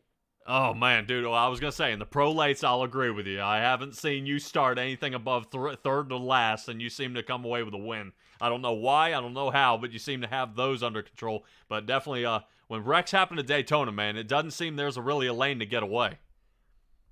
Yeah, it gets pretty tight if there's a big one, but you just got to hit the brakes and pray. All right, man. Definitely a lot of laps. 53 here at Charlotte, and you come away with the win, man. Great job here tonight. Go ahead and give me your shout-outs because I've heard them about 1,000 times. Let's go ahead and do it again. I got to thank Inland Motorsports as always. Obviously, you for doing a great job and putting up with me talking to you every night, and obviously my family for letting me do this, and obviously Cool Ray. All right, man. Definitely. I got no problem talking to you up here, man, because really how you're racing out there is quite impressive, bud. This is to me, it's a real treat seeing you go back and forth in that 69 machine, just able to kind of just how you're able to stay clean and stay in the front. It's really amazing here, bud. Thank you. All right, Aiden Young, everybody in the 69 machine. Race winner here tonight. Definitely a good bang up here. What a run it was. Want to see if we can talk to Brandon Dittmer just a second here. Let me see if I can grab a hold of him. Brandon Dittmer, hey, man, you got a copy on me? Yeah, I got you. All right, man. Well, I know you had a second place finish here tonight, dude. What, you'd never let off the gas, did you? Nope, not once. Dude, but man, I've been watching you all night, cartwheeling down the track in the dirt, and now we're sending it into turn 4 with the truck here, and almost made it. But man, what a pileup! Aiden Young was pretty tough here tonight.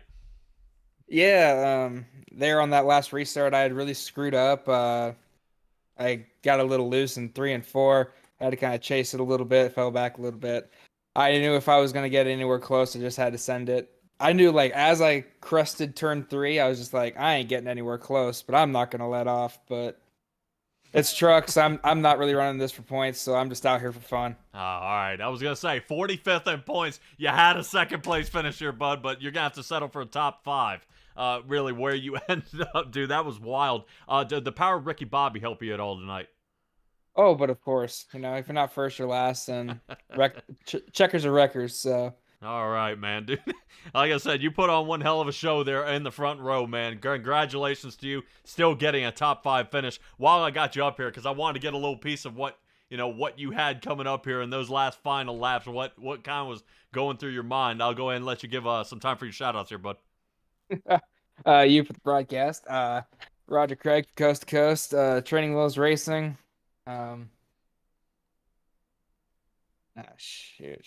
I guess that's not all I got, to be honest. I ain't got much. Oh man, Tim Chapman for the league that you're running.